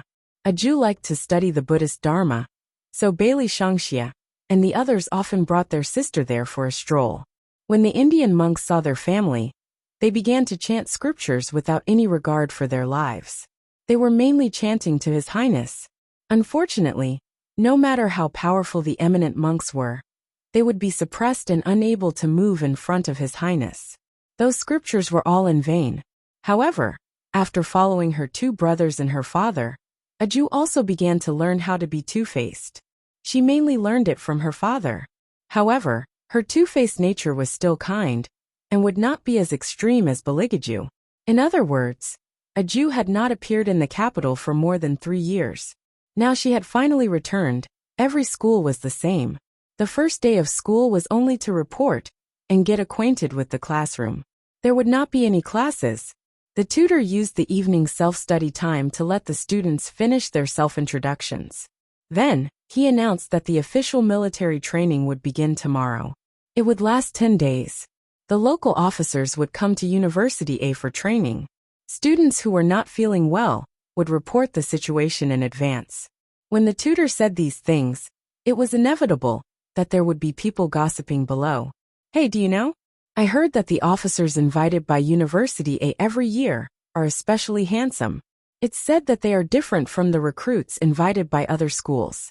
Those who can come to University A for training are all sergeants and above. It's not like they're high-ranking people. They're just handsome. It's true. If you don't believe me, look at the batch of officers on our school's forum last year. At the very least, they're very tall. There's nothing crooked about them." "Where? Let me see. Hey, isn't this?" 2 or 3 girls gathered together. Not long after, last year's military training photos were dug up. Not to mention, those people all had noses and eyes. Even if they were not shockingly handsome, they were still considered tough. I wonder what the officers this year look like. Every girl had an innate sense of worship for soldiers. In their imagination, they always had an extra layer of brilliance compared to ordinary boys. It had to be said that because University A was the capital of the country, even the military officers were very good. But this time, there was a very big accident. It was night, and the moonlight shone in through the window, dyeing the shadows of the backlight with a layer of hairy edges. Only 2 people sat in the large military conference room. He was in his 50s, and the stars on his shoulders dazzled his eyes. However, he was the one who was standing, and his expression was very impatient. He walked over in front of the desk with his hands behind his back. The one sitting there was a young man in his early 20s. He had a bright smile on his face. It had to be said that under such circumstances, such a smile was full of black-bellied intentions. Logically speaking, at his age, he should still be in university. However, the young man was not like that. He wore many medals on his shoulders, which were only given to those who had truly made contributions. The young man's outline was very distinct, and the line from his forehead to his chin seemed to flash with a fuzzy light when the light shone on his handsome side profile. The lines and corners were well defined, as if they had been carved. It was so perfect that it was amazing. However, he did not feel anything. He leaned lazily on the back of the chair. If it were not for the handsome military uniform on his body, no one would be able to tell that he was a soldier. The atmosphere in the conference room was a little strange. The smile with the biggest star was a little bit of gnashing teeth. What did you say you were going to do? Military training for university students? Yes. That person smiled softly. Chief Zhao was really angry.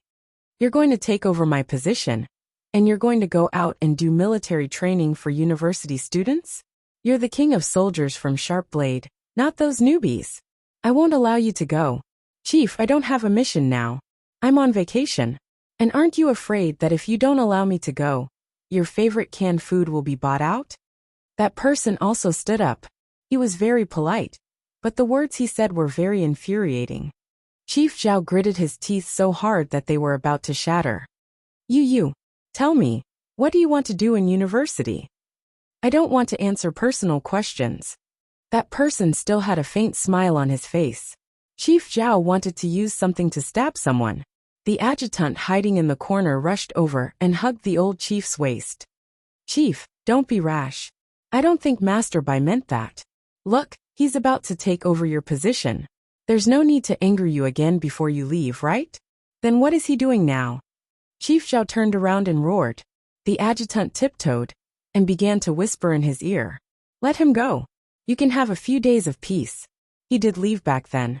He went to the Sharp Blade for 3 years. I was in pain for 3 years. Chief Zhao roared in a low voice. The adjutant reminded him.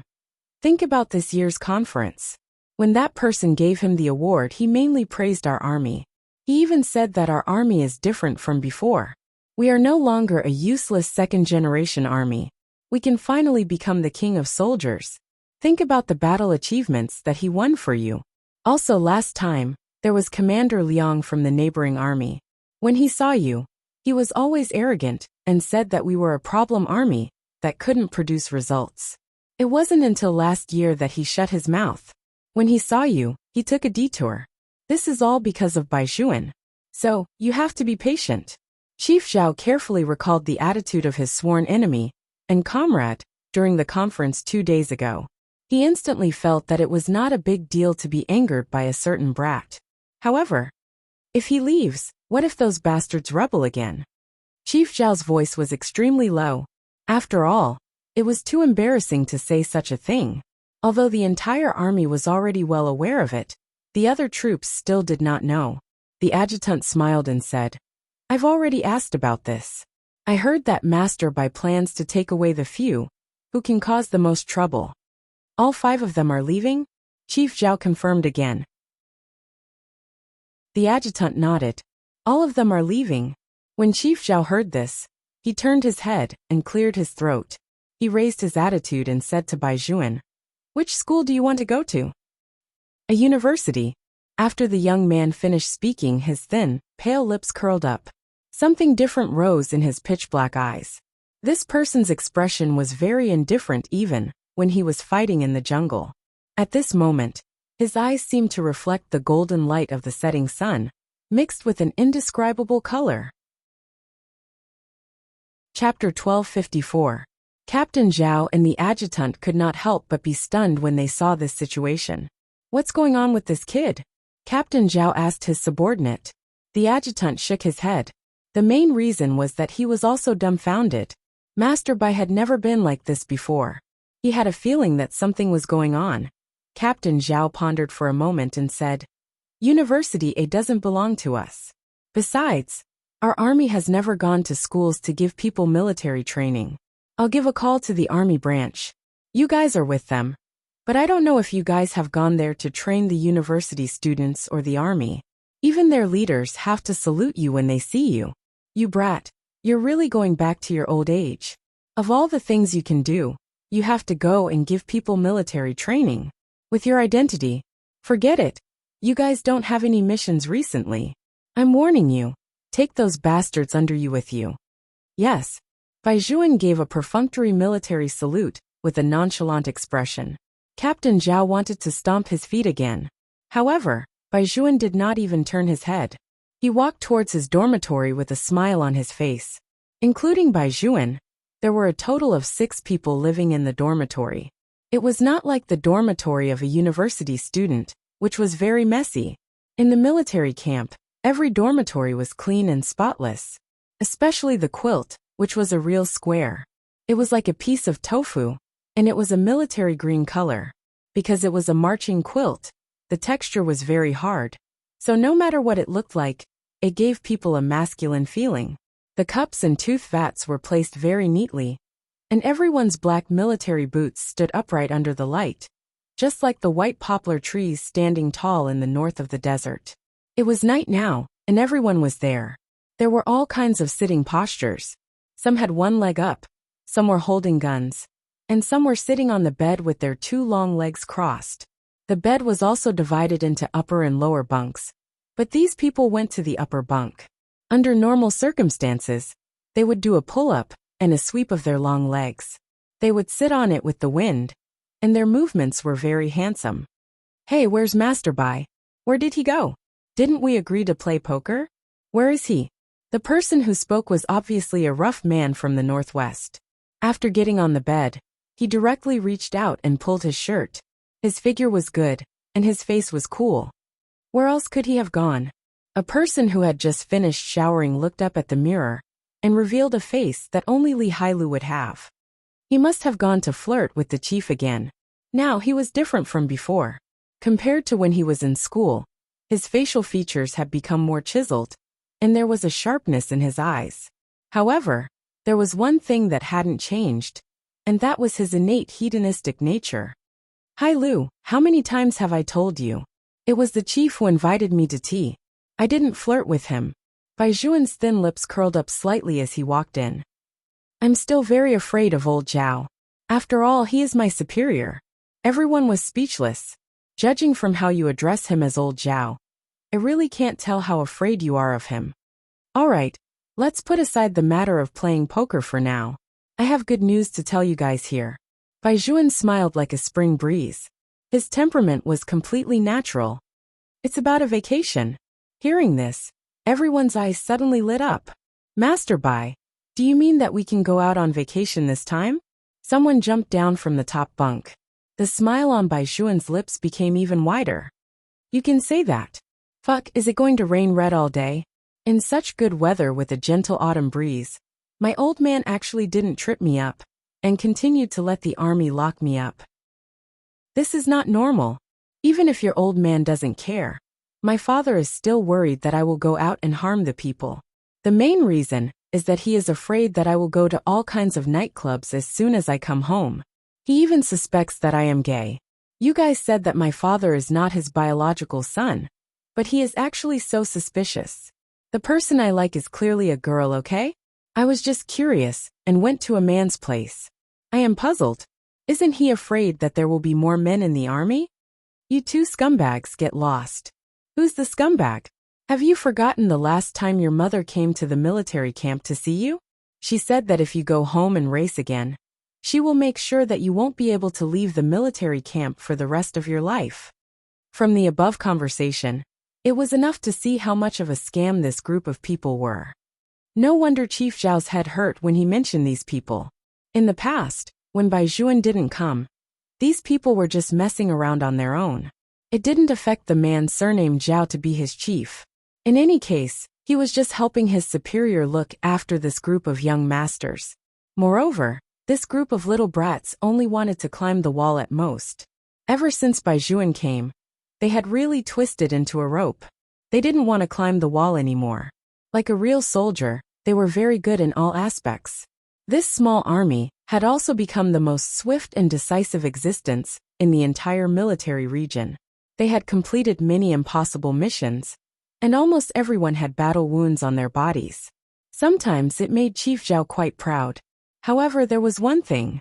Their ability to harm others really made him gnash his teeth in anger. The main thing was that they had even harmed him. Wait a minute, do we want to go out together? Some people felt that things would not be so good. After all, their father always hoped that someone could control them. Baijuan did not deny it. The few of them said again, "It's not bad to go out together. We can also go to the seaside to barbecue."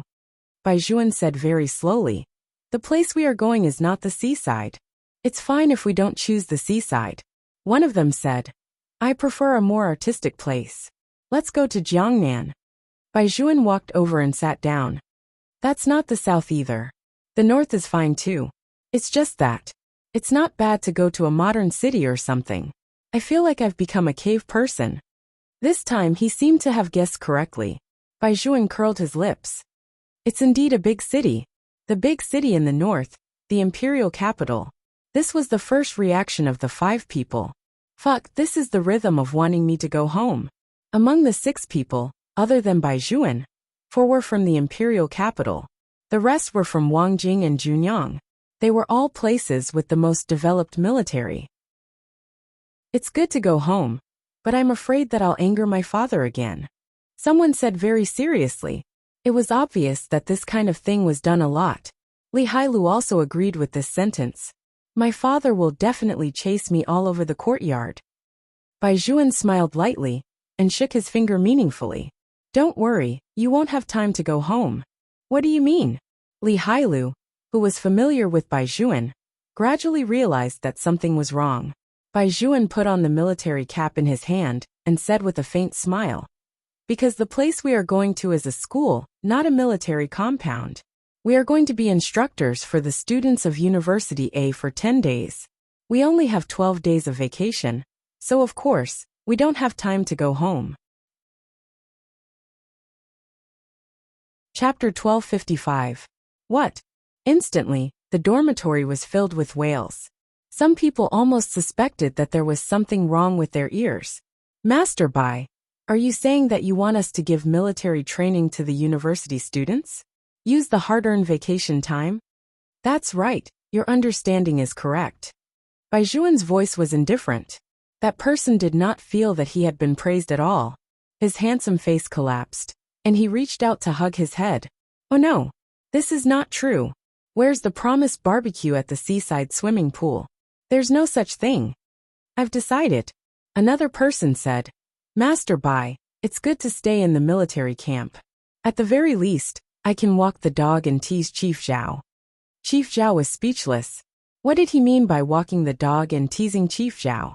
"Don't stop me, I'm going to beat these bastards to death." The other 3 also said very heroically, "We're not going out." When Baijuan heard this, he opened his eyes and glanced at this group of people. "You know, I've always been very democratic." After hearing the word people, the group of people could not help but tremble. After all, the so-called democracy that Master Bai mentioned was that it was best to listen to whatever he said. These people thought that Baijuan would use some kind of suppression method on them like before. All the hair on their bodies stood on end as they prepared to fight. Unexpectedly, Baijuan just straightened the military cap on his head and smiled very handsomely. "You can choose not to go. Then I'll give this hard-earned opportunity to the other regiments. After all, there are so many beauties in University A. There will always be people who are willing to go." "Master Bai." The youngest one pounced over and grabbed Baijuan's trousers. "You heard wrong just now. We mean that we have to go. We absolutely have to go. Whoever doesn't let us go, we will bite them to death." Baijuan turned around and raised his eyebrows. "You mean we have to go? All of us?" "Of course."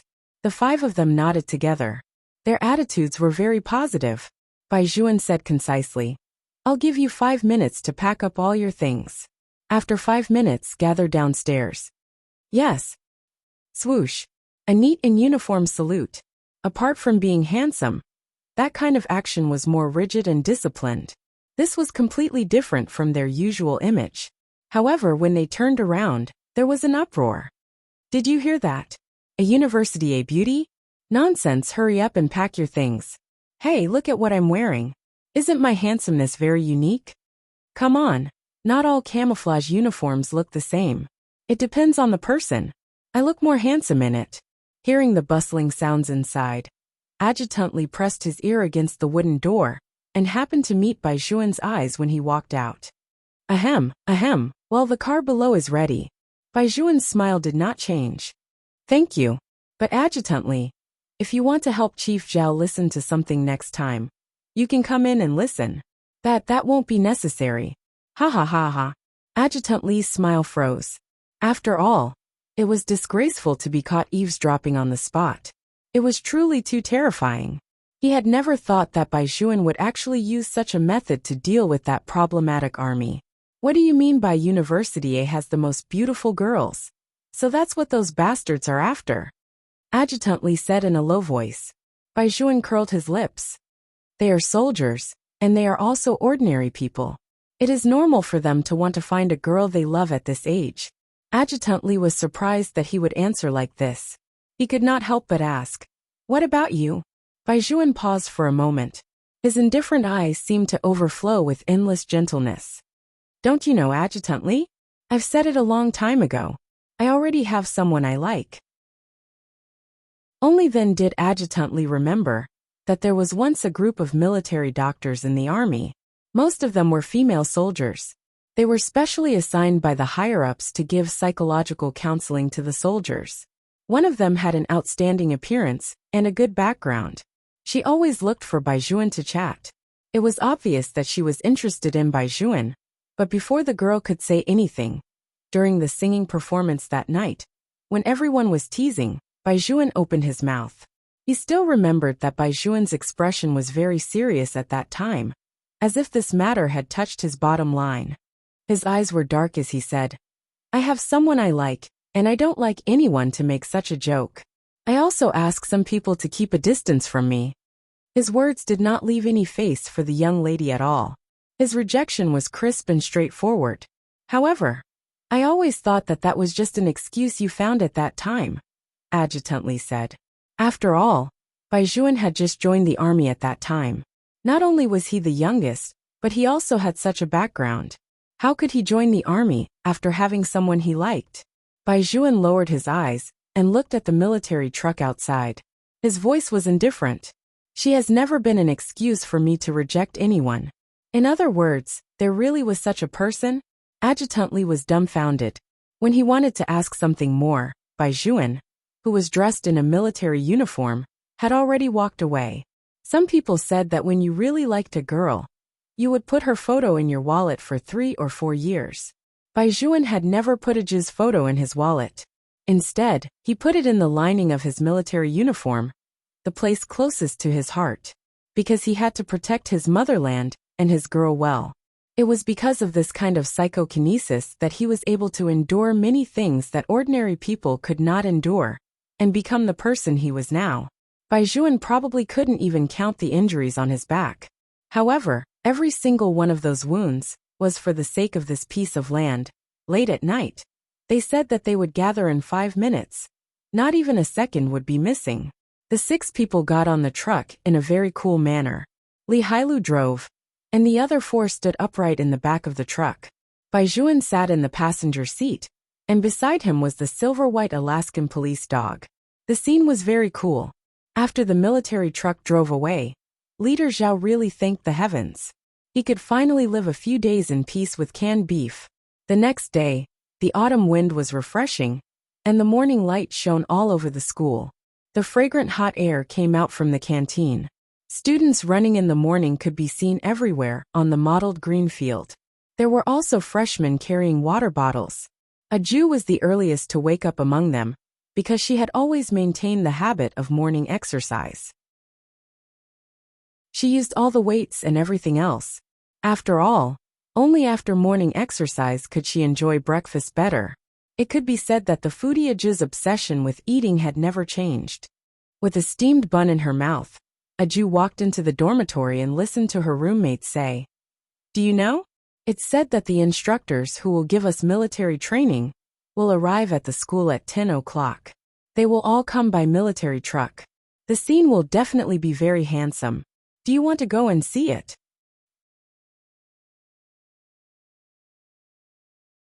Chapter 1256. Of course we have to go and see it. We can't fall behind the other dormitories, right? One of her roommates had a very straightforward personality. She pulled a Jew, who was holding a steamed bun in her mouth, over and winked at her. The person beside her laughed. Don't ask a Jew. A Jew definitely won't go and see it. Our little cutie likes to eat, right? Little cutie. That person really liked a Jew. As she spoke, she even rubbed a Jew's beautiful and cute little face. A Jew swallowed the steamed bun in her mouth and said seriously, No, I want to go and see it too. Only good food and handsome men can't be let down. Everyone, we really didn't expect you to be like this. The power of a single dormitory could be imagined. However, the people in this dormitory did not expect that there would be so many onlookers. Their power was nothing in front of the vast masses of the people.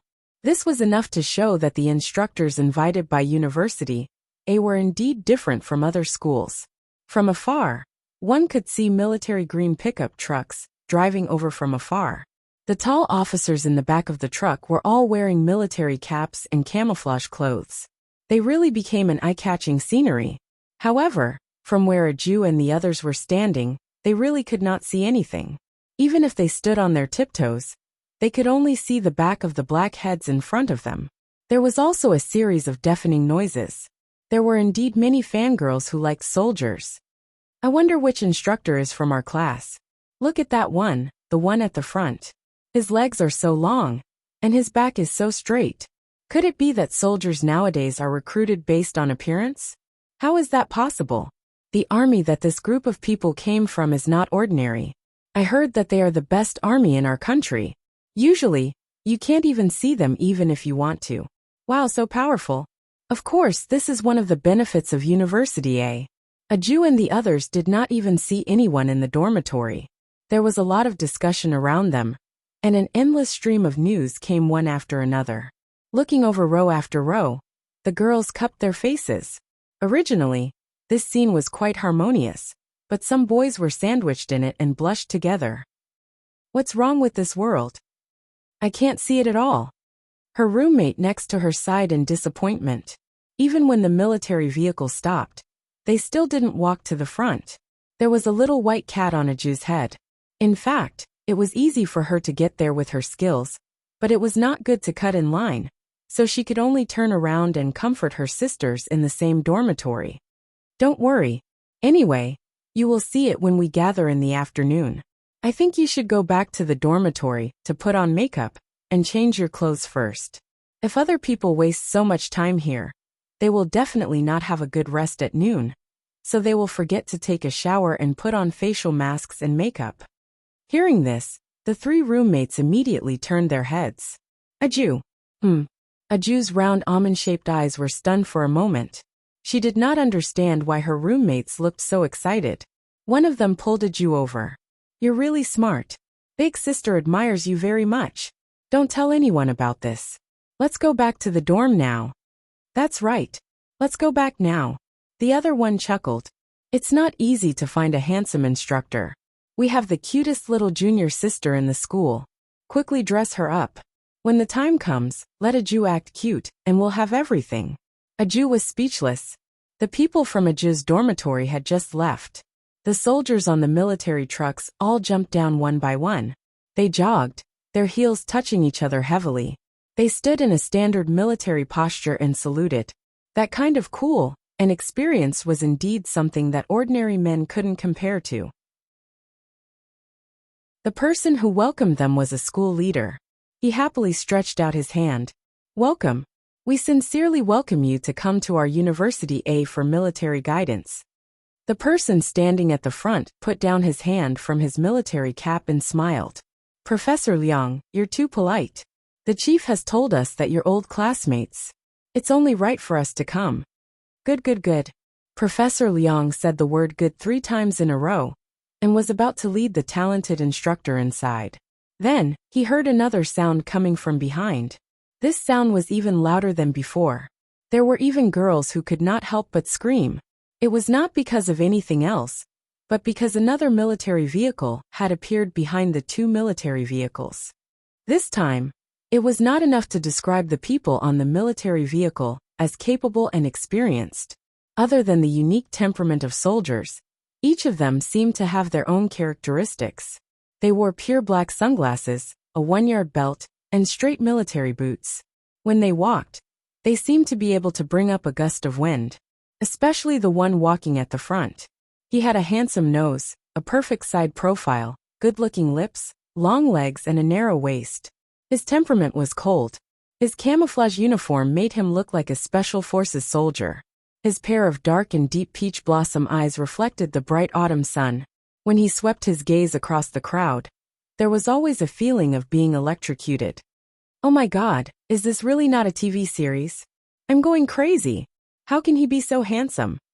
If he was our instructor, I would be willing to stand in military posture for an entire day. I don't need to sleep today. The one standing behind him is also handsome. I feel like touching him. My God, my nose is going to bleed. Don't you think that they look about the same as us? They seem to be a little younger than the previous batch of instructors. They should be new recruits. I heard that new recruits are very young. They are about the same age as university students. Some are even younger than us. Who cares what kind of soldier he is? We must have this kind of instructor. When Professor Liang saw this scene, he raised his eyebrows in surprise. Captain Li, this is? After all, every year during military training, the military vehicles would arrive together. Everyone knew that the most important thing in the army was discipline. How could there be people who were late? What's more, there were 6 of them. Captain Li also frowned. Then he smiled and said, "They are from another unit. They were added at the last minute." I see. Professor Liang smiled. Then let the soldiers rest for a while and have lunch. After lunch, let the students gather on the field as usual. Okay. Captain Li was fine with it. However, Vice Captain Zhang, who was standing next to him, glanced at the new person who appeared with a face full of disapproval. Captain, where did this new recruit come from? How can he not know the rules? Captain Li said in a low voice. The regiment commander said that they were far away, so they probably came late. It's not that they are far away, but that they haven't been trained by the army. Look at the way they walk. Do they really think that they are from the special forces? How funny. Chapter 1257. Of course, the soldiers who were approaching heard this person's words. However, there was one thing. They had indeed come late, so they were in the wrong. Therefore, they did not say anything. Instead, they stood behind Bai Juan with strong eyes. With Master Bai around, they would not talk nonsense in public. This was the rule. As for Bai Juan, he only glanced at that person casually. Like a pine tree, he extended his hand to Captain Li. Unit 211 here to report. He did not salute. Vice Captain Zhang was not convinced by this matter. He snorted coldly and said arrogantly, "Didn't the captain of your original unit tell you to salute when you see a superior who is higher than you?" Hearing this, the 5 of them rolled their eyes at him in their hearts. Salute? Superior? Master, by shaking hands with your captain, was already giving your captain a lot of face. Even your captain had to salute Master Bai when he saw him. Besides, even if they did not know Master Bai's original identity, the stars on his shoulder were the same as their captain's. This person was either blind or purely looking for trouble. The latter was most likely. It was obvious that this person did not like them. However, Bai Juan only curled his thin lips with a faint smile. Then he turned around and pointed at his shoulder. His voice was very faint, with a unique magnetism. Didn't the captain of your original army tell you that you have to salute when you see a superior who is higher than you? The man surnamed Zhang had just said the same thing. However, he was choked by Bai Juan's words and could not refute anything. The person in front of him did it on purpose. He deliberately used his original words to stop him. You. Bai Juan swept a glance over him, as cold as ice. Why aren't you saluting? Captain Li knew that his vice-captain was too impulsive, so he warned in a low voice, "Salute." Vice-Captain Zhang gritted his teeth. He had no choice but to reluctantly salute Bai Juan. When Bai Juan's people saw this, they immediately replied to Captain Li in unison. They had always been polite. Bai Juan smiled and said to Captain Li, "Captain Li should have received the news as well. I hope that we can complete the mission in these 10 days. That's what we should do. Captain Li was the kind of man who really did not care about trifles. He reached out and shook Bai Juan's hand. Vice Captain Zhang's anger continued to rise as he watched from the side. It was one thing for a group of recruits to be so unruly, but they also made him lose face in public. Although Professor Liang had already started walking in that direction, there were still many university students around. They were the most outstanding team in the army. How could they be humiliated by these random soldiers who came from nowhere? Sooner or later, he would get his revenge. Some people saw that Vice Captain Zhang was unhappy. They came over and said to him, "Vice Captain, this is nothing. Let's wait and see. When the military training starts, there will be a shooting competition. Those recruits definitely don't know anything. When the time comes, we will crush them with our strength. Let's see if they will be dumbfounded." When Vice Captain Zhang heard this, his eyes finally lit up. That's right, when the real military training begins, these wild soldiers will have a good time. Everyone was ready to go. They were going to follow Professor Liang into the cafeteria for lunch, before facing the students again. Only Bai Juan's eyes were looking at the crowd intentionally or unintentionally along the way. The few soldiers following behind him all felt that their master Bai was not normal today. If one were to say that he was looking at beauties, no, that was impossible. They had seen Master Bai never look at women when he was on a mission. It should be said that regardless of whether it was a woman or a man, in front of him, there was only the difference between a comrade and an enemy. Even if there were some missions that required them to participate in international balls, with many beauties gathered, Master Bai could still pass through thousands of flowers without being stained by a single leaf. He remembered that once, someone wanted to use a honey trap on Master Bai to get him to tell them his original army and real name. In the end, that woman was so infatuated with Master Bai that she was able to get everything out of him. Therefore, he was definitely not looking at a beauty. Then what was he looking at? It couldn't be that he was looking at a man, right? Stop, don't think about this horrifying idea anymore. Don't you think it's strange? Master Bai personally brought us here to give military training to the university students. This is very strange in itself. Young Master Li, go and ask quick. Li Hailu thought to himself that even if they didn't say anything, he had to ask. In front of so many people, he had to pay attention to his superiors and subordinates. He couldn't directly shoulder them, so he simply leaned over and said in a low voice, "Hey, what were you looking for just now?" His eyes didn't leave him. Looking for a Jew. Bai Juan's voice was still very indifferent, and it sounded like there was no change in his mood.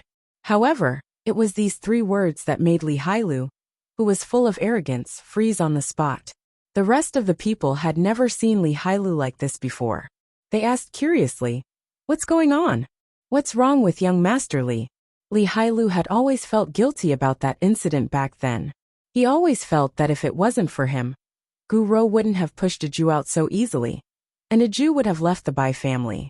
Although Bai Juan had always said that this matter had nothing to do with him, Li Hailu still missed a Jew. After all, they had watched her grow up. He would always remember Aja's appearance when she was young. She had a big bald head.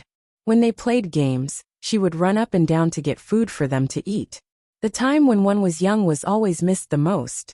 Sometimes, when Li Hailu thought about it, his throat would feel uncomfortable.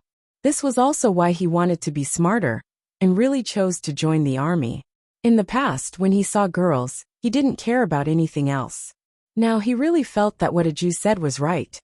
The women at the foot of the mountain are tigers. Therefore, for so many years, Li Hailu had always given people the appearance of a hedonistic young master. Even if women really came, he had already learned how to distinguish their purpose of approaching him. However, what Bai Juan said still made his entire body tremble. He couldn't even speak clearly. "A Jew is here?" "Yes." Bai Juan smiled. He was handsome with bright eyes and white teeth, but there was a feeling in his voice that only the 2 of them could understand. "Hailu, you miss her too, right?" Bai Juan had just entered the army, and Li Hailu had followed him. For more than 3 years, they had not seen a Jew even once.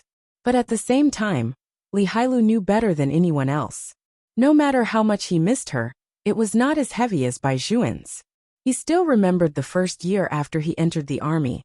The young man who he thought would never cry leaned against the wall in the middle of the night and whispered the word adieu. He thought, after so many years, why didn't he see how much Baijuan liked adieu? If he didn't love her too much, why would he miss her so much that he cried?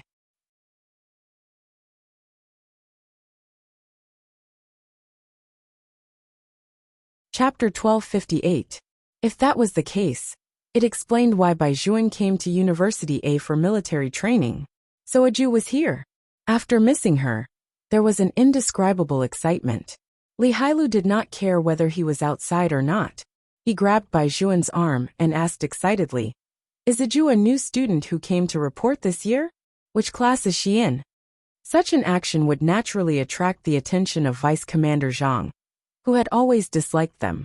After hearing the noise, Vice Commander Zhang looked behind him. The expression on his face was clearly saying that they were too noisy. Li Hailu did not have the time to care about that group of people. His hand was still holding Baijuan, insisting on an answer. Baijuan, on the other hand, curled his thin lips and seemed to be in a good mood. "I don't know yet, but I should be able to see her when we gather later." "Oh right, when we gather, all the freshmen will be there." Li Hailu laughed out loud. "I wonder what Aju looks like now." It had been more than 3 years. The little guy should have grown taller. Back then, what he cared about the most was her height. He really wanted to hug her. "Brother, when the time comes, I'll find her for you. I'll let them all find her for you." Baijuan looked at him calmly and said, "You can find her, but you can forget about hugging her." Li Hailu was speechless. "Baijuan, you're really jealous." Although the 4 people behind him did not know what had happened, they seriously felt that Baijuan was very different today. The key was, who was he looking for? Weren't they here to give the beautiful university students military training? How did it become looking for someone? The problem army looked at each other in dismay. It was as if they could no longer figure out Baijuan's routine. On the other side, in the noisy female dormitory, the 3 roommates were working together to dress up their cute little junior sister. "How about drawing eyeliner? Aju has such beautiful eyes, so there's no need to draw eyeliner. If you draw it, you'll look demonic." "Then how about sticking fake eyelashes? Do you still need to stick Aju's eyelashes? Aju, don't blink. If you blink again, I'll pluck out all your long eyelashes." Aju, who was threatened, sat down obediently. She held the little white cat in her hand and said very seriously, "You guys have been discussing for 15 minutes. Why don't I have a meal first, and you guys can discuss it?" "No. We only have inspiration when we look at your face." "Exactly." Her face was pleasing to the eye and smooth to the touch. "Got it. What? Doesn't Nine have a pair of tiger ears? Let her wear it." Then, he would draw a little heart on the left side of her face. He didn't need to do anything else, mainly because he didn't want to affect her natural beauty. Not all girls were suitable for drawing hearts on their faces, but for someone like Aju, once it was drawn, it would make her small face look even more youthful. Coupled with a pair of furry cat ears, it was simply perfect. "All right, I'll use this face to confuse the instructors." Old Wu looked at his masterpiece with satisfaction. Another roommate directly handed the big steamed bun in his hand to Cutie Chong. "Aju, you don't have to do anything when the time comes. Just stand there obediently and look at others with your big round eyes. That's acting cute." "Oh," Aju said as she brought the steamed bun over. She ate it with a pair of big eyes and a small face. The 3 of them could not resist her cute appearance. They all pounced on her, and each of them kissed her. Aju's body was distorted by the kiss, but she did not forget to say, "You have to leave this enthusiasm for handsome men. Even handsome men can't compare to our cute pets. Give me another kiss." Looking at the rice balls and snacks that the 3 of them bought for Aju, one could tell how much they liked Aju. One had to know that not every dormitory had such a cute pet. After the few of them finished dressing up, more than half of the time had passed. One had to know that no matter how beautiful they were, they could only be beautiful for 1 day. After the assembly, they would be issued a uniform camouflage uniform. For 10 days, they were not allowed to wear skirts, shirts, or anything else. Moreover, they would wake up very early every day. Not to mention putting on makeup, they could not even sleep improperly. Therefore, the girls would cherish this last day and dress themselves up as beautifully as they could. After all, it was the nature of every girl to love beauty. It was because of this that they looked exceptionally cute. When the bell rang, groups of freshmen gathered on the field. There were freshmen from all classes. As far as the eye could see, the scene was really spectacular. A century-old famous school was not just for show. The scale was large to begin with. In addition to the school's appearance, it seemed that just by standing in the middle, one could feel the youthful flamboyance that belonged to their age. All right, students, quiet down. Professor Liang stood on the podium with a smile. Let's welcome all our instructors this time. As soon as Professor Liang finished speaking, the sound of uniform footsteps could be heard on the field. It was the sound of military boots stepping on the ground when they took a proper step. In an instant the boys clapped. Of course, at most, it was because the fangirls wanted to see handsome men. Everyone stood on their tiptoes and looked. Is the instructor who came last in the morning here? Yes. I saw him. He's right at the front of the line. So handsome. The more I look at him, the more handsome he becomes. We must get him to be our instructor later. We'll leave this matter to Zitong. There's definitely no problem. The students were divided into groups according to their classes. Aju's class was in the far right corner. She also stood on her tiptoes to take a look. There was still an ear on her head, but she couldn't see anything. She lowered her head and looked at her stomach. It looked a little like a small animal wagging its tail. Aju had a roommate standing behind her. She said in a low voice, Aju, remember what the sisters said. Whether we can keep the most handsome instructor or not depends on you. I think it's a little mysterious. Another person touched his chin. You forgot that there are a few beauties in our batch. The most competitive one is that Lu Zitong from the Performing Arts Department. Although she's not as beautiful as our Aju, and she's not as cute as our Aju, her department is standing in front of our department. In the end, it's still the archaeology department that's not popular. Everyone says that our people are the same as our department. They're all country bumpkins. If they're not tomboys, they're all ancient tombs. Aju raised her big eyes and said very seriously, It's very fun in the ancient tomb. This child thinks she's been to the ancient tomb again. That person shook his head and patted Aju's head. Alright, be good. Stop fantasizing. Going to the ancient tomb is after graduation. Now your main task is to act cute and keep the instructor. You have to be the most handsome one, understand? Aju nodded and said, This kind of thing depends on fate. When I went out today, I divined for our class.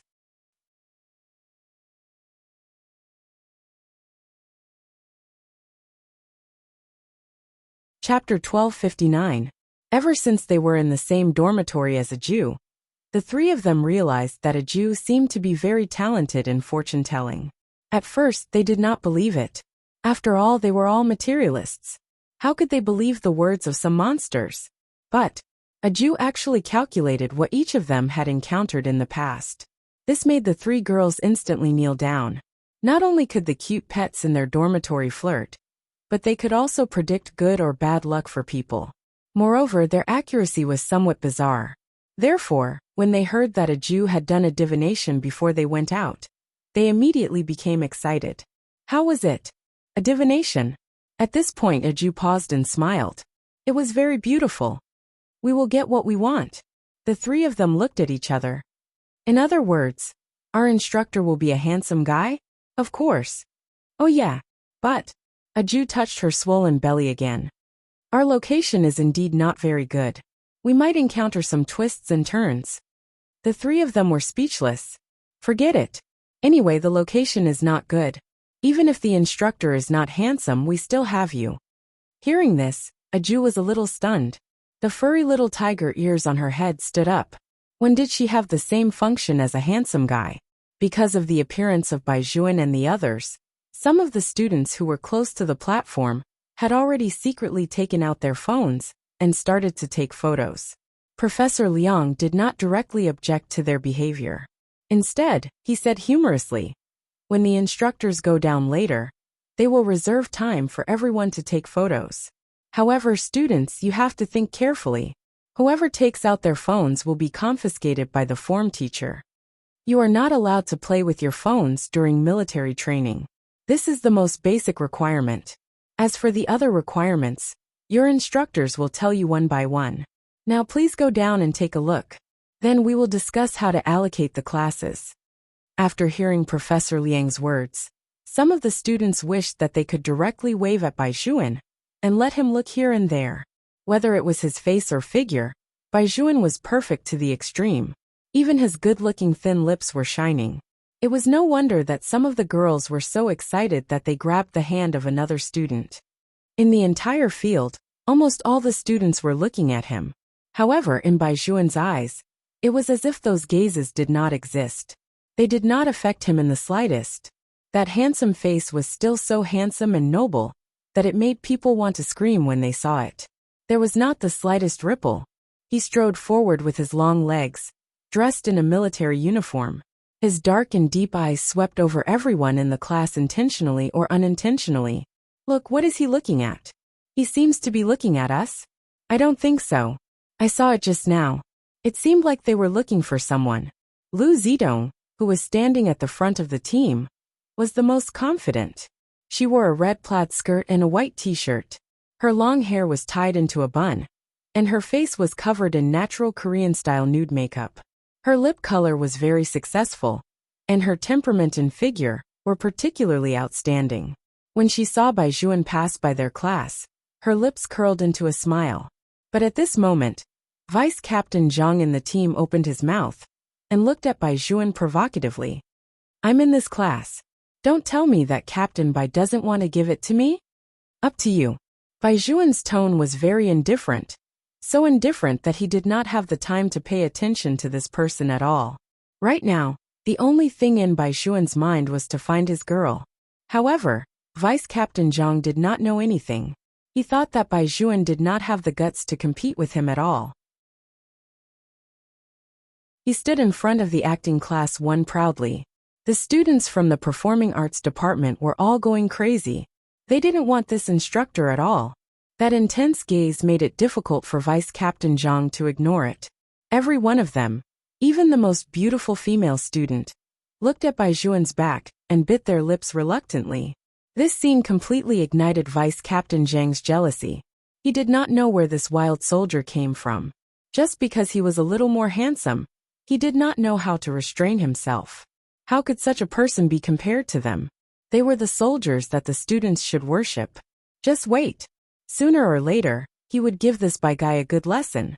It would also let the students know that the person they were looking at now was not a dog shit. There's hope. We have hope. The girls from the archaeology department clenched their hands tightly. The few people from Aju's dormitory immediately placed Aju at the front of the team. They had already decided that if they could really wait until the handsome guy passed through the other 4 major departments and came to their archaeology department, they would offer incense to Aju every day in the future. It had to be said that there was really hope because from afar, they could see the handsome guy walking past one class after another. Although he would look carefully, he did not stop in front of any class. Aju, it's almost time. There are only 3 classes left before it's our turn. Aju calmly comforted them. Don't worry.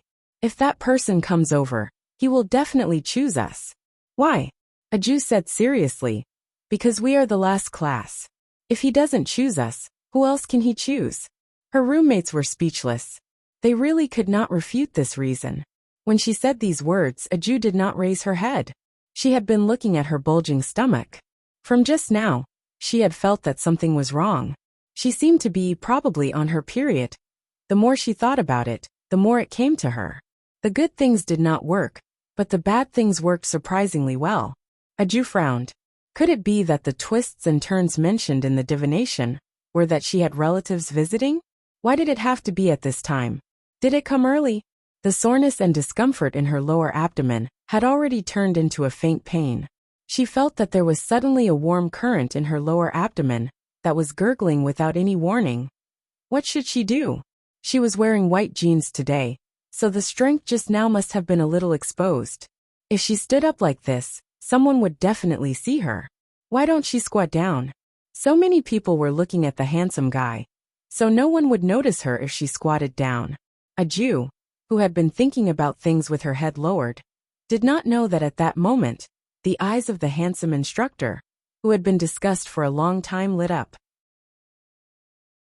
It was as if thousands of fireworks were reflected in his eyes. He suddenly walked toward their last class without any warning. Everyone's eyes followed him as he moved. Only a Jew, who had a stomachache, reached out and hugged her lower abdomen. With a pair of furry tiger ears, she squatted in the middle of the team. There was cover in front and behind, so her action was not sudden. Instead, it was very cute. However, what a Jew did not expect was that as soon as she squatted down, a dark green military jacket covered her head. It did not pass her waist and hung down her thighs, just enough to cover her white jeans. Chapter 1260. A Jew froze without warning. The faint smell of tobacco on the military uniform, mixed with the fresh ink fragrance of orange blossoms, instantly filled her entire nasal cavity. From her point of view, she could only see a pair of pure black military boots. The shoes were shiny and spotless. It was as if they were as noble and unruly as their owner. Everyone around a Jew covered their mouths with their hands, and could not help but gasp.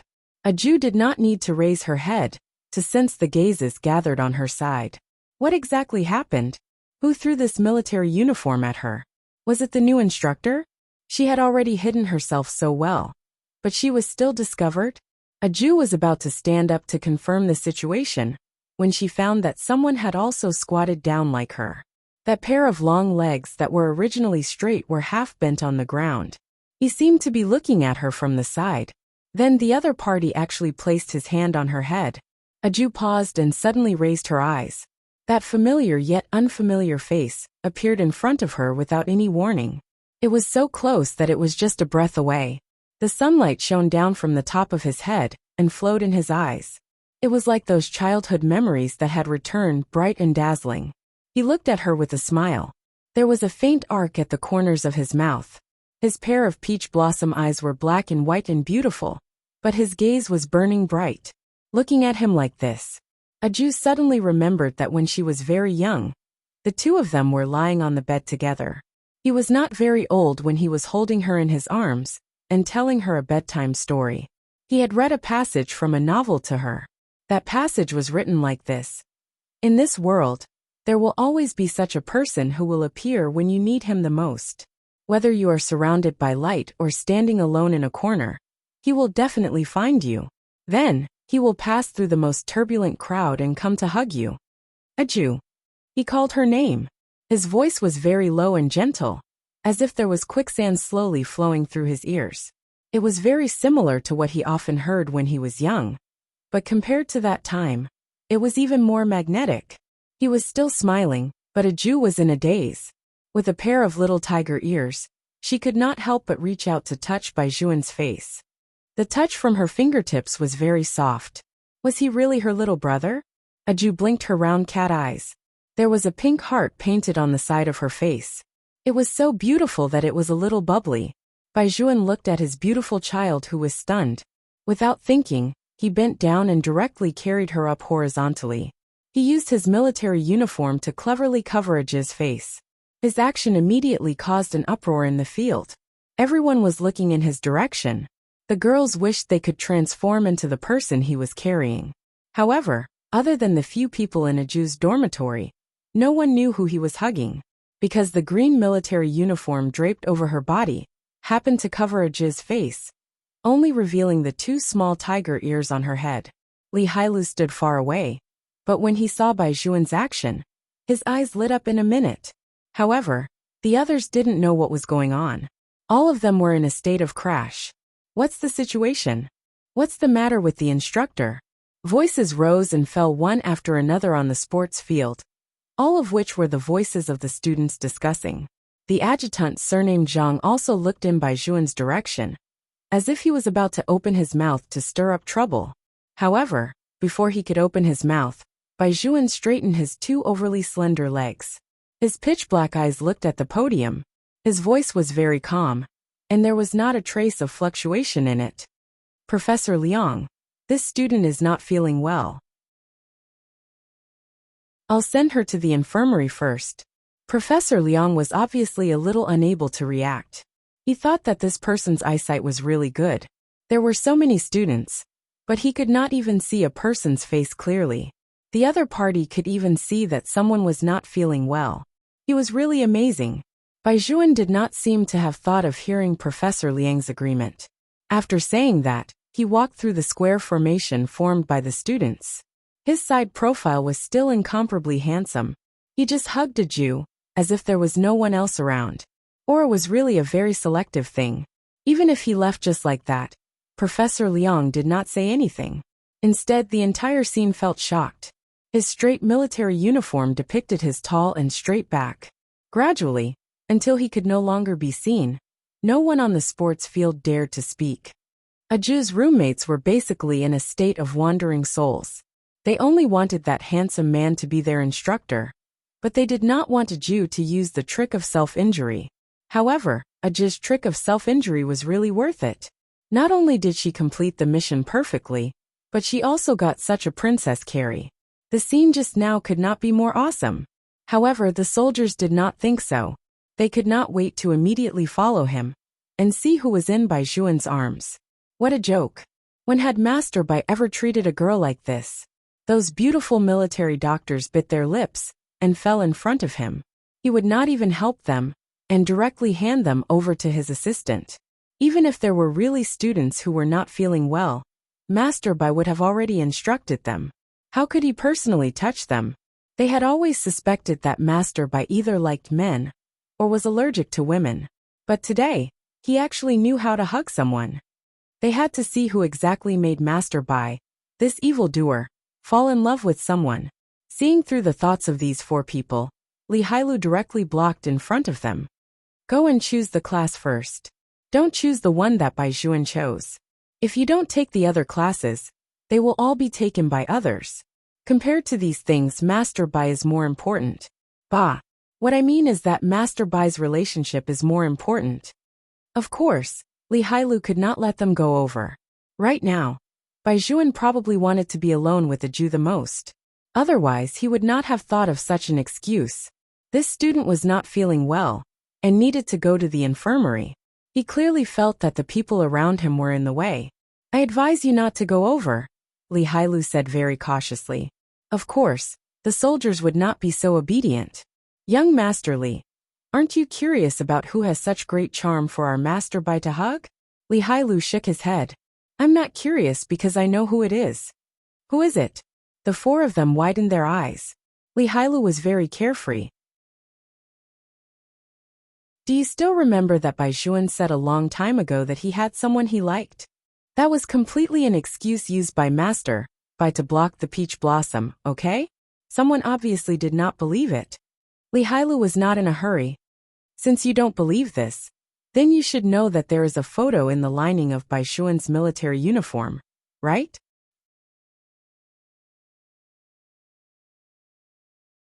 Chapter 1261. Of course I know. Master Bai treasures that thing more than he treasures himself. They could not understand how a photo could be treated as a treasure. Li Hailu announced the answer. The girl he's hugging now is the girl in the photo. Young Master Li, don't talk nonsense. Master Bai's photo is clearly of a young monk. We even risked our lives to look at it for a while. After Master Bai found out, the canteen didn't give us meat for half a month. That's right. Li Hailu silently raised his head. I once thought that she was a young monk, but reality proved that she was a girl. You should know her company. Which company? Juwei Group. The four soldiers were shocked. That famous little princess? Li Hailu smiled. Yes, Bai Juan was once her guardian. The two of them lived together for 8 years. At that time, Bai Juan fell in love with her. Even after entering the army, he couldn't help but inquire about her every year. However, he didn't go to see her, because he felt that it wasn't time yet. Now that the time has come, are you sure you want to disturb him at this time? You should understand Master Bai's character. The four soldiers were speechless. They really understood. Master Bai was definitely the kind of person who would seek revenge for the smallest grievance. They had originally planned to barge in no matter what young Master Li said. Now they should obediently stay and choose the military training class. One had to know that compared to curiosity, if they ruined Master Bai's long-awaited reunion, Master Bai would definitely make them eat vegetarian for half a year and cut off all their entertainment activities. Master Bai's relationship with their parents was very good. If they joined forces to suppress them, they would definitely have no way out. Therefore, they would not go and look. They would stay. Li Hailu was very satisfied with the result of his words. It was also because Bai Juan was usually shameless enough. The selection on the field was still continuing. Some people were jealous that someone could be treated like that by Bai Juan. They snorted coldly in dissatisfaction. The people from the acting department also said, "He's really better at acting than us. He can feel uncomfortable at any time, but he has to feel uncomfortable at this time. He really thinks that he's Sister Lin. But why is our instructor so ordinary? Although he's not bad looking, he's far worse than the one just now. Sure, don't say any more. He'll hear you later." In fact, Adjutant Zhang had already heard it. The more the students discussed, the darker the light in his eyes became. He looked at the back of the figure that disappeared at the end of the field, and once again, he made up his mind to teach the other party a lesson. The people on this side were different. On the other side, a Jew was being hugged by Bai Juan the entire time. She felt that it was a little unreal. During the 3 years that she had been overseas, she had written many letters to her little brother. Every time he sent it out, there was no reply. She even went to the Bai family to take a look. Even Grandpa Bai had followed the army to the southwest border. There was no one at home. The people in the compound said that the little brother had joined the army, but no one knew which unit he had joined. At that time, a Jew was still young. She held a large pile of gifts that she had collected from abroad in her arms. She stood at the entrance of the Bai family's house and cried. She finally understood what her little brother had always said in the past. "On my birthday, I don't want anything. I just want you to be there." But it was too late. There were also people who said that not replying to letters meant that they did not want to contact that person. After all, she had asked her brothers to find out where her little brother was. There was still no reply to the letter she sent out. Now, her little brother was right in front of her, so close. A Jew stretched out her hand again and grabbed Bai Juan's sleeve. Bai Juan lowered his head and looked at the person in his arms. A lock of black hair fell in front of his eyes disobediently with his movements, setting off his dark and deep eyes, causing his unruly temperament to gradually reveal itself. However, his voice was low and gentle. "We'll be there soon. Bear with it a little longer." After turning the corner, they arrived at the school's infirmary. When the doctor in the infirmary saw that it was the officer who carried the girl in, he thought that something had happened. He immediately walked over and asked, "What's wrong? Or are you feeling unwell? Is it a heat stroke?" A Jew was about to speak. She was interrupted by Bai Juan's indifferent voice. "It's not a heat stroke. Her relatives are here. Her stomach hurts." The doctor in the infirmary was also shocked by Bai Juan's calm attitude. "Wait a minute, she was asking about the girl, right? How could this officer know the symptoms better than the patients themselves? Not to mention this kind of illness, a Jew herself was also a little embarrassed. After all, she was not a child anymore. She blushed a little from Bai Juan's answer and buried her head even deeper. When Bai Juan saw her actions, the corners of his mouth curled up. That smile was very beautiful and bright. Seeing this, the school doctor coughed lightly twice. "If it's a relative, I don't recommend taking medicine if the pain isn't too bad. It's not good for the stomach. I have brown sugar here. Let her drink some. There's a place to rest inside. You can put her on the bed first and let her rest for a while. She should feel much better." After hearing this, Bai Juan thanked her and walked into the inner room. He placed a Jew on a pure white bed. Although there was no door between every bed and every bed in the infirmary, they were separated by layers of white cloth hanging on the walls.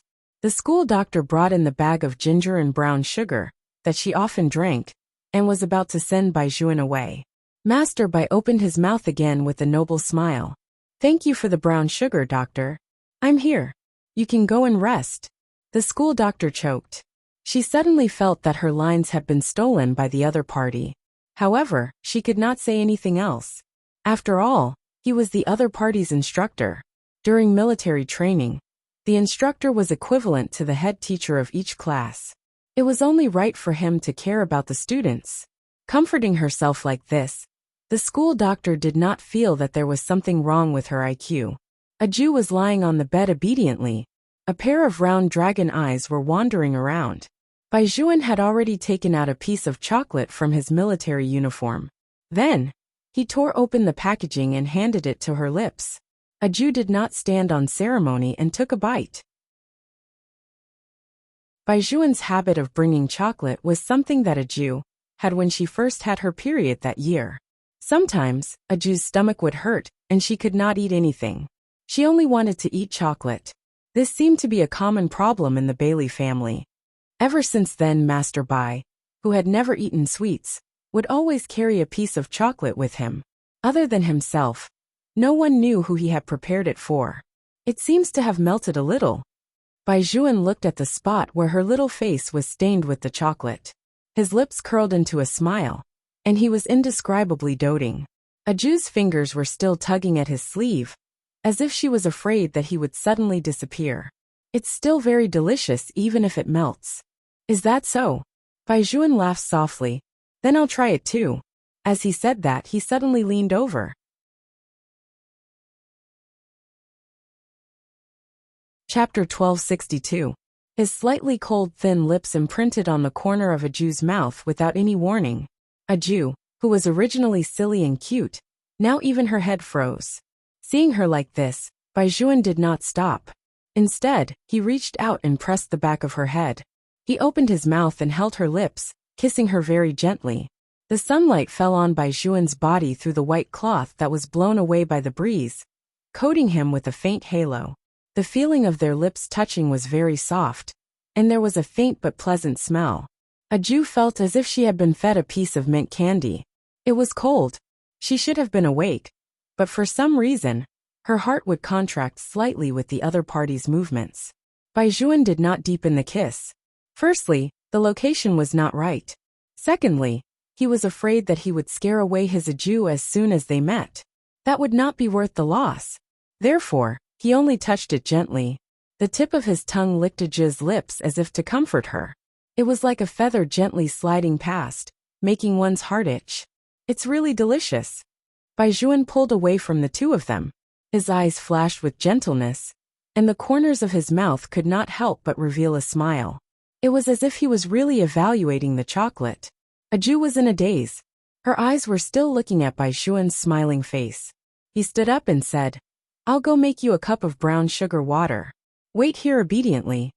Looking at that back, Aju subconsciously licked the place where Baizhuan had kissed her. She did not know how to answer, so she could only vaguely say, yes. When she realized that she should ask the little brother why he was asking her, Baizhuan had already handed the cup filled with brown sugar water to her lips. I just tried it. It's not hot. Some things had become a habit since she was young. For example, the things that Baizhuan fed Aju would reflexively eat them. As she drank the brown sugar water in Baizhuan's hand with her round tiger eyes, she thought about why she always felt that the matter of kissing was deliberately turned over by the little brother just like that. However, Aju did not dwell on this question for long. After all, when there was only the bottom of the brown sugar water left, she needed to hold Baizhuan's hand with both hands and exert force. Baizhuan had liked to watch Aju do this since she was young.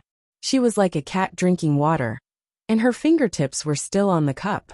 However, what he liked the most was that her hand would be placed on the back of his hand, and her body would also lean towards him. His Aju had not changed at all. Baizhuan smiled again. Aju was still drinking the brown sugar water. When she saw him smile, her round eyes turned over. Baizhuan took the cup away, and took 2 tissues to wipe the corner of her mouth. Don't drink at the end. Do you want to sleep? Hearing Baizhuan say that he did not need to drink the bottom, Aju felt that the strength she used to hold the little brother's hand so tightly just now was a little wasted. She looked at the cup regretfully and shook her head. I'm not sleeping. If I sleep in the afternoon, I won't be able to sleep at night. Is that so? Baizhuan raised his eyebrows with a faint smile. Then, he placed his palm on the bed and lay on his side. He looked at Aju, and kept one hand free to touch Aju's head, as if he was coaxing a child. He said in a low voice, "Then rest with me for a while. I'm a little tired." If these words were heard by those problematic soldiers, they would definitely ridicule Baizhuan collectively. A person who had been sleeping since yesterday, and only woke up today when he arrived at school, had no right to say that he was tired. Moreover, with Lord Bai's physical strength, he could still stand up and shoot remotely and fight in the jungle without sleeping for 3 days and 3 nights. How could a military king be tired so easily? It was clearly an excuse to flirt with a girl. Unfortunately, the person he was flirting with was none other than Aju. Even though it could be seen that Baizhuan was not sleepy at all, Aju still nodded when she heard him say that he was tired. She was even worried that Baizhuan would get cold, so she gave him half of the blanket. "Thank you." Baizhuan smiled. He looked very handsome when he looked at people from the side, especially when he was lying beside him with such long legs. Aju stared at him for a while. Then, she stretched out her finger and poked Baizhuan's face. In a soft voice she said, "Little brother." Hearing this name, Baizhuan finally felt that his Aju had really returned. He stretched out his hand and pulled her over. His chin rubbed against Aju's furry head, and the corners of his eyes smiled. It feels different." Aju poked his chest again. Baizhuan couldn't help but laugh. "How is it different?" "It's much taller." Aju was a little depressed when she said this. She had already worked very hard to grow, but she didn't expect that little brother was even more hardworking than her in this aspect. Baizhuan tilted his head and kissed the tip of her hair again. "I ate a lot during training in the army, so I grew fast." "Yes," Aju responded, and wanted to poke him again. Baizhuan's eyes darkened. He suddenly grabbed her wrist and brought her hand to a safe position. Aju looked at him in confusion. Baizhuan could only sigh in his heart, but he still smiled. "Does your stomach still hurt?" Aju shook her head. But even so, Baizhuan's palm still covered her small stomach. In the past, Aju felt that little brother's hand was different from hers. It was dry and warm. He clearly had a cold appearance. "Where have you been these past few years?" Although he had always vaguely known, Baizhuan still wanted to hear his girl tell him personally. When he saw Aju again, he did not know how to describe his feelings. Just as Li Hailu had said, Aju had indeed grown up. Not to mention her appearance, even her height was completely different from before. No one knew how he felt when he saw that young girl with a pair of tiger ears in the middle of the vast crowd. Including now, looking at this person at such a close distance. He would faintly feel a little unwilling. In a place that he could not see, his girl had a new change. And in these 3 years he was not involved. Even though he understood that there were some things that he could not do anything about, Baizhuan still brooded about what she had done when he was not around. Sometimes, Aju would be a little talkative in front of Baizhuan. Like a little hamster, she would tell him where she had been and what she had done. Baizhuan listened with a smile. He reached out and tucked her long hair behind his ear. His eyes fell on the pink heart that he had discovered long ago. "What is this?" "My roommate made it for me." "She asked me to act cute and make the handsome instructor stay." Aju puffed up her cheeks and reached out to poke her left face. She wanted to rub away the heart that she had drawn earlier. However, Baizhuan stopped her. "It's very cute. It's indeed suitable for acting cute." However, did this also mean that if he did not come to military training for University A this time, would Aju act cute to others?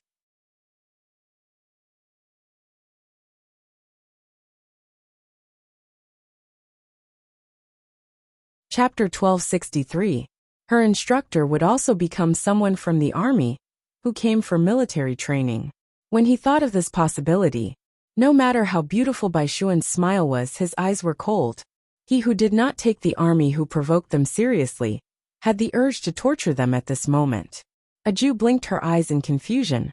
Why did she feel that her little brother seemed to be a little angry all of a sudden? Baizhuan was indeed angry, but his mood did not change that much. Moreover, he really liked that Aju had such a thing drawn on her face. It looked like a gift that had been sent to him, making his originally exquisite little face a little brighter. Perhaps he should change his words. When such a bonus peach heart was stuck to his face, it always made people want to kiss it. Baijuan did not deliberately endure it. He approached her bit by bit, and naturally placed his lips on the peach heart on her left face. This kiss was not like the last one. He kissed her with his eyes closed. Aju could even feel her little brother's thick eyelashes sweeping across her face with his movements. It was soft, numb, and itchy. When his lips landed on the heart of the peach blossom, it was as if she had been electrocuted. Aju only felt her heart tremble. It was a very strange feeling. She was a little out of breath. She could only open her round black eyes in confusion. Baijuan lowered his head to look at her and smiled gently. Aju. Wipe the peach heart off when you go out later. Wipe it off. Aju touched the place where she had been kissed just now. Didn't you say that it was very cute? Yes, it was cute. Baijuan curled his lower lip. He did not say the rest of his words. It was so cute. Of course, he could not let others see it. Aju did not move.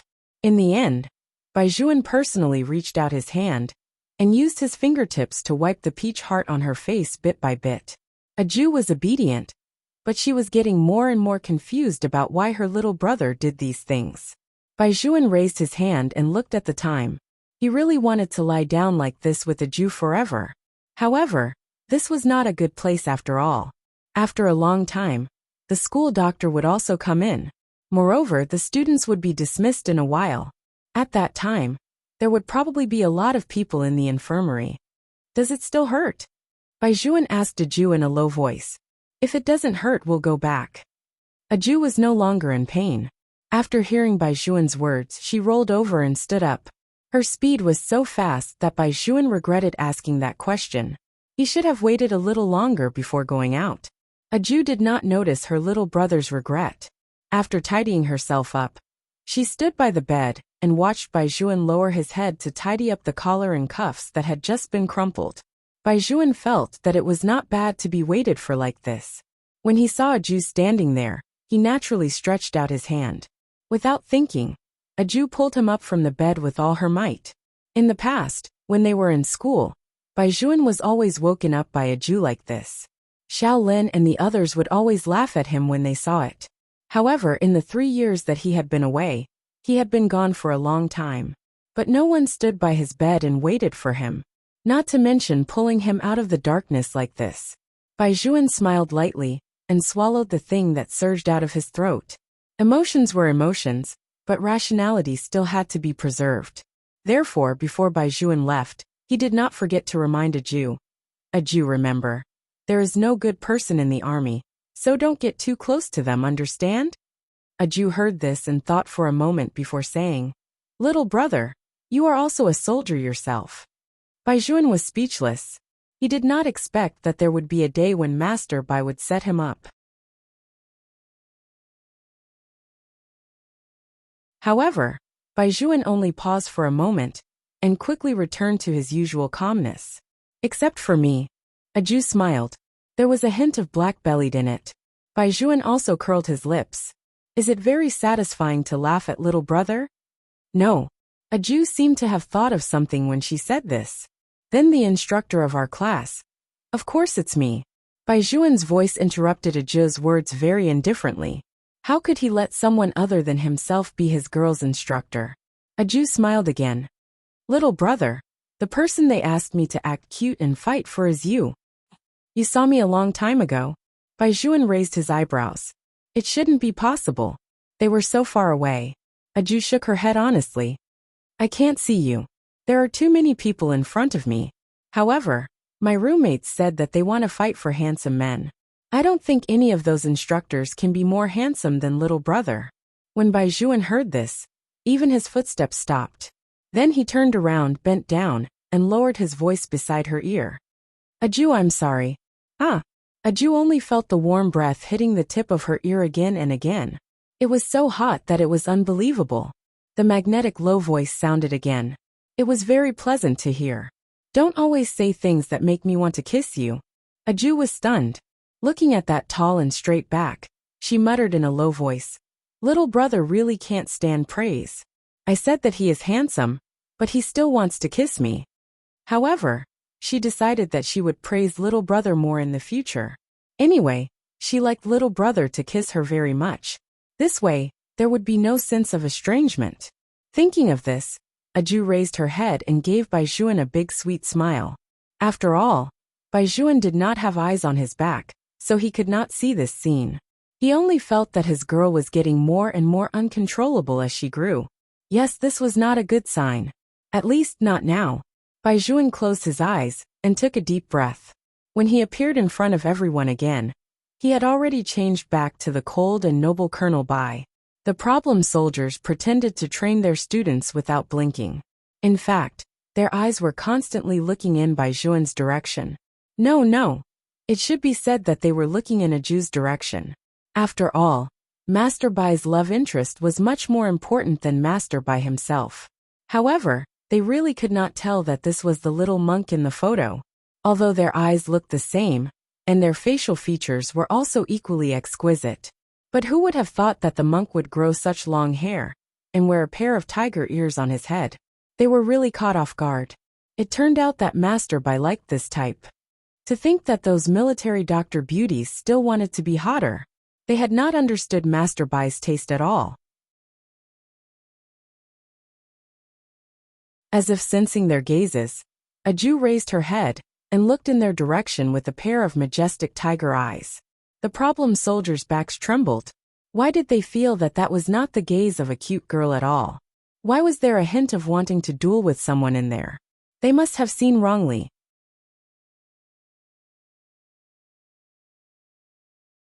Chapter 1264.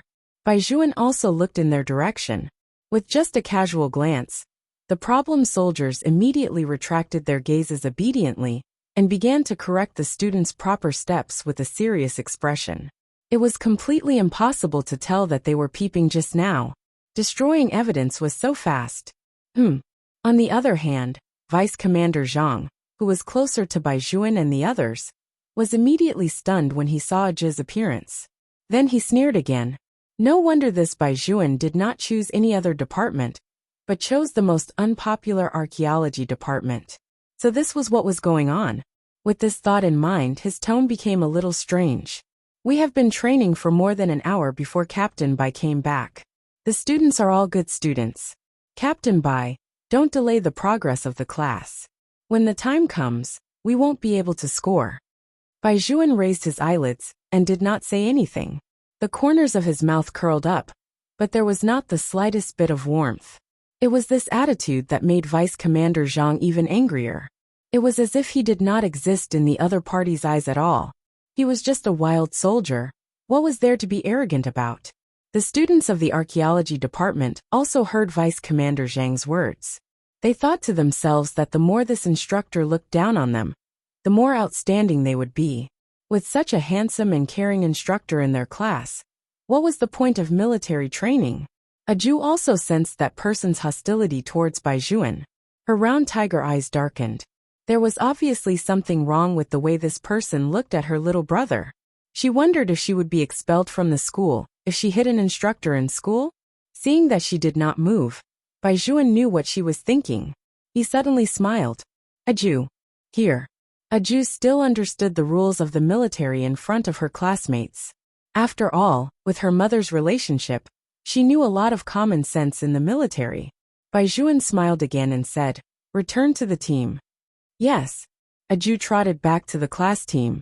As soon as she stood still, her roommates began to praise her.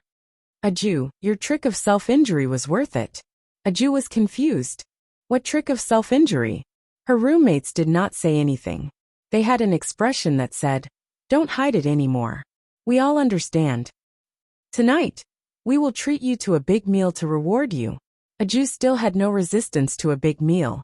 She nodded her head cutely. However, some of the more insightful roommates noticed something. Aju, why are your lips red?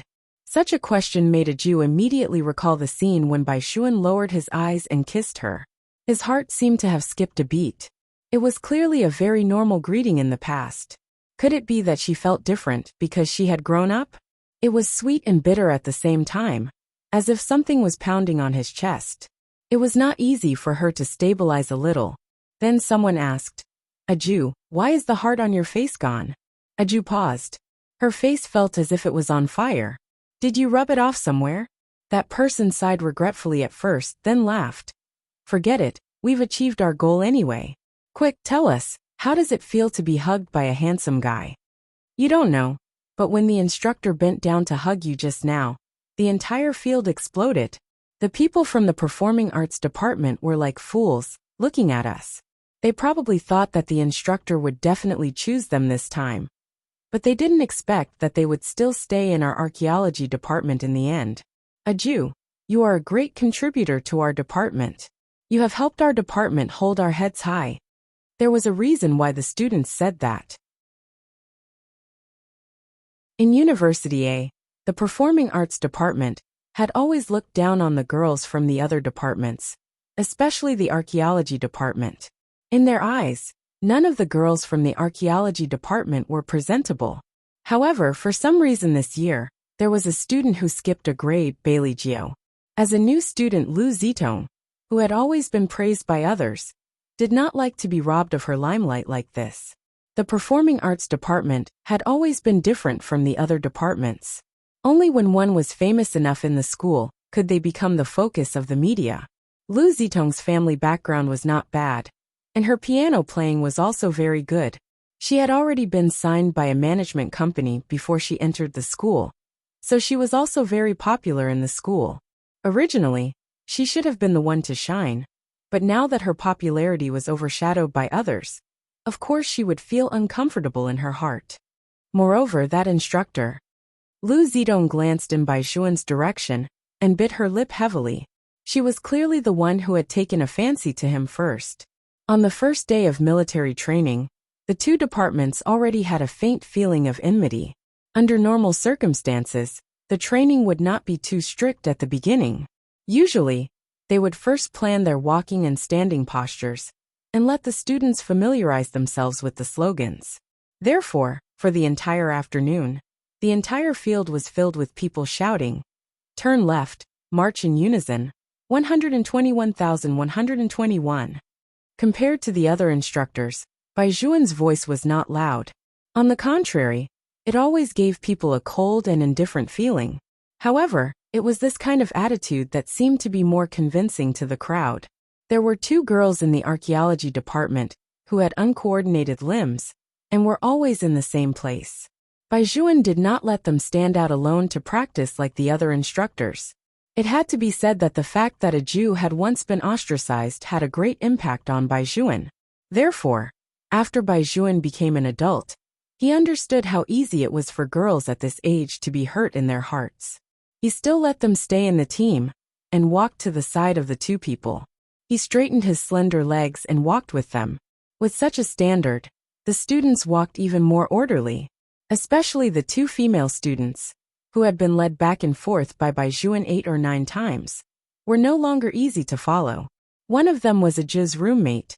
When she sat on the grass to rest, she said very seriously, "I feel that our instructor is different from other men. In short, he is too handsome. Not only his face, but his heart is also handsome." Aju also saw what had happened just now. She nodded her furry head in agreement. Little brother had always been so handsome, since he was young. Look, even little Aju, whose boyfriend's strength is off the charts, has nodded. You have to know that previously, when Aju looked at those boys who tried to woo her, they were all. The roommate was still looking for adjectives. Another person silently finished for her. God's contempt. Yes, yes. The roommate was very excited. Aju directly broke their fantasy. That's because their strength is not as good as mine. The instructor's strength is greater than yours. The roommate bumped into her. Aju was stunned. Her round tiger eyes were cute and adorable. I haven't competed before, so I don't know. She didn't fight with little brother, so there was never a winner or loser. The roommates laughed together and reached out to rub Aju's head. They liked it very much. This child is taking the joke seriously again.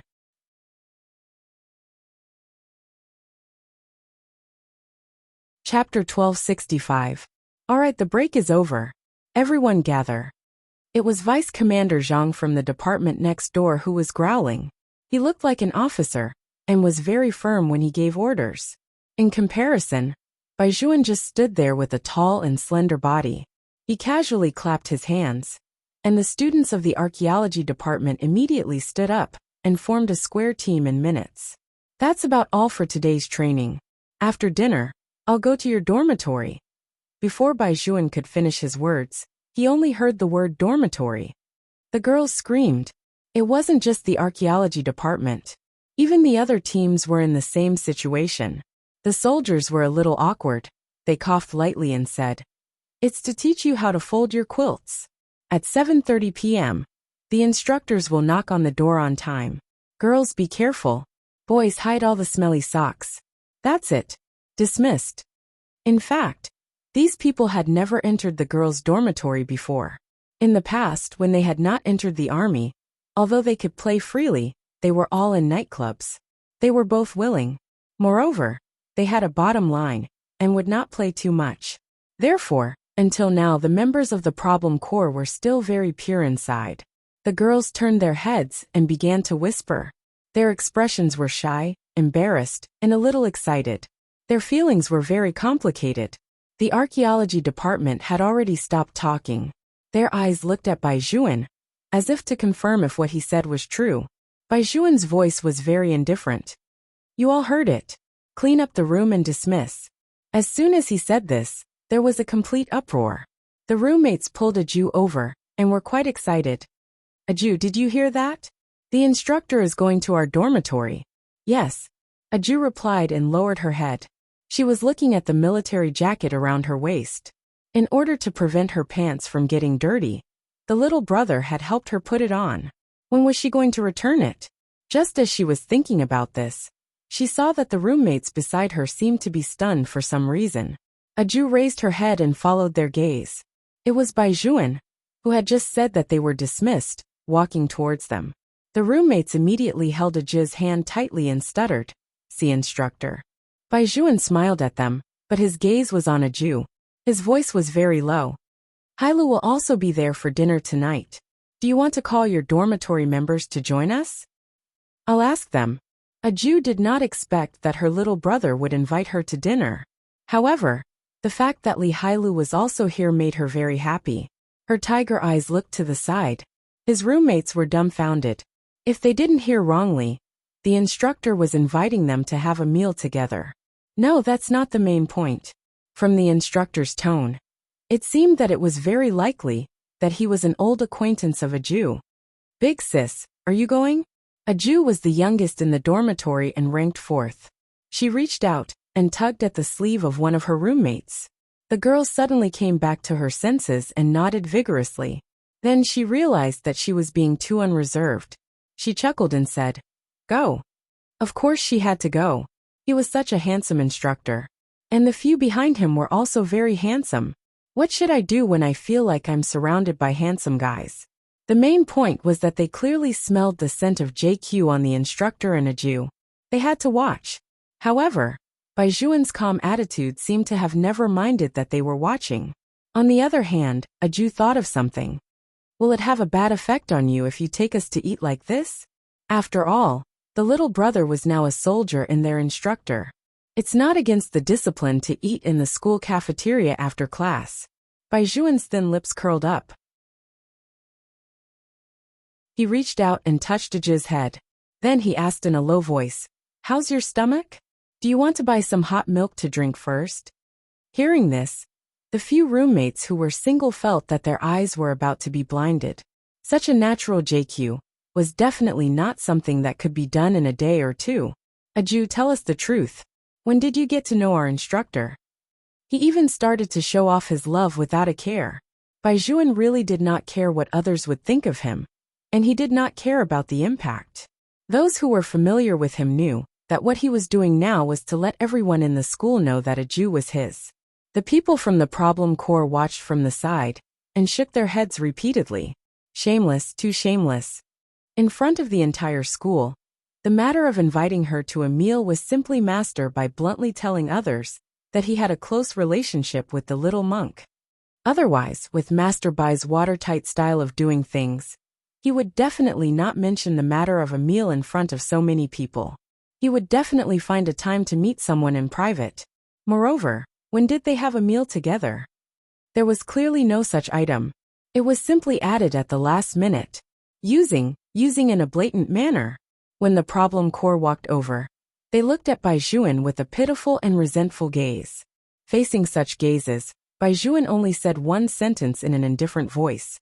Do you want to eat? Of course. Eating with a girl was better than looking at Master Bai's face every day. He was so handsome that it seriously affected their self-esteem, causing them to lose their appetite. Go! How could they not cherish such a good opportunity to get to know Auntie Bai? At the dining table they had to ask properly. What stage were the two of them at? Li Heila's class was far from here. He was the last to come.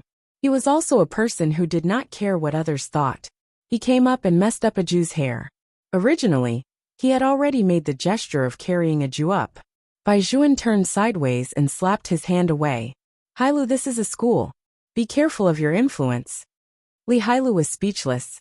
Who was the person who carried Aju up just now? Now he was telling him to be careful of his influence.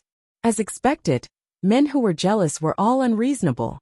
Li Hailu spoke to Aju through Bai Juan. Aju, just tell me. Do you miss me? Aju nodded heavily. Yes. One word actually made Li Heila's eyes a little bitter. It turned out that she had never blamed him. In fact, Li Hailu also knew that a child like his Aju rarely blamed others. She had been like this since she was young. However, hearing it with his own ears was still different. How much did he regret being young and ignorant back then?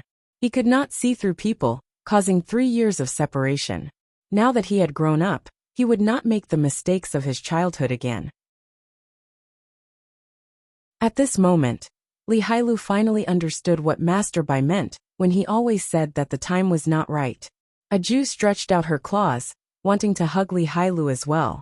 Bai Juan, who was originally standing between the two of them, saw this and moved to the side without leaving a trace. Li Hailu smiled lightly and bent down. He hugged Aju for a while and quickly let go. After all, Master Bai's tolerance had always been directed at Aju.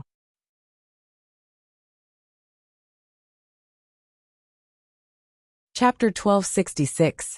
The students on the field had not finished walking yet. Even Vice Captain Zhang and the others narrowed their eyes when they saw this scene. The people from the Performing Arts Department were whispering to each other. Did you see that? Those instructors seemed to know the people from the Archaeology Department. I was wondering why the instructor didn't choose any class but chose their class. So that's what happened. His family helped him take care of them. Even so, the instructor is too good to that Bailijio. Zitong, what do you think? Lu Zitong glanced over there. Her expression was obviously very ugly, and her voice was a little cold. It's nothing to rely on his family's connections. That's right. The person next to her echoed Lu Zitong's words. If it's a competition of connections, who can compete with our department? Zitong, ask your father to call the principal and ask the instructor to take care of our class more. It would be best if they could change the instructor for them. Lu Zitong also had this thought, but she didn't say it out loud. She just sank into deep thought and glanced in the direction of Bai Juan and Aju. The people on Vice Captain Zhang's side walked over and complained in a low voice. Vice Captain, when are we going to teach those wild soldiers a lesson? I really can't stand what they've done. It's obvious that they're tarnishing our reputation as soldiers. The instructor is not allowed to get too close to the students. This is the rule. However, when I went to ask the captain just now, the captain said that it's not a violation of the rules to eat together in the school cafeteria. Those people don't look like good people at first glance. They're so sloppy after class. I don't know which unit took them in. Don't worry. Vice Captain Zhang sneered. Sooner or later, we'll let them know what they're made of. As dusk fell, most of the students on the field had left. However, the cafeteria became exceptionally lively. The aroma of food and rice continued to float out from inside. Aju and the others wanted stir-fried food. They sat on the third floor. Other than the boiled fish, which was meat, the rest of the dishes were vegetarian. When the dishes were served, Baijuan deliberately asked someone to place the boiled fish farthest away from Aju. He naturally took Aju's bowl, picked up some vegetables for her, and poured some juice on the rice. After mixing it back and forth with a small spoon, he handed the bowl back to Aju. Aju did not say anything. She lowered her head and took a big bite. She ate very well, and her small face was bulging. Both of their movements were very smooth, as if this was how they usually ate. The people who saw it were a little dumbfounded. This was especially true for the problematic armies. They really couldn't believe that the gentle and patient person in front of them was their master Bai. That Major Bai, the jade-faced king of hell, who made them wish they were dead? When had he ever picked up food for a woman? And he was still mixing the rice. Eat slowly. Baijuan did not eat it himself. He turned his face to the side and looked at Aju beside him. He supported his chin with one hand and curled his lips into a smile. Then, he used another hand to wipe her mouth. Even his eyes were filled with obvious affection. The problem legions were speechless. They simply couldn't eat this meal.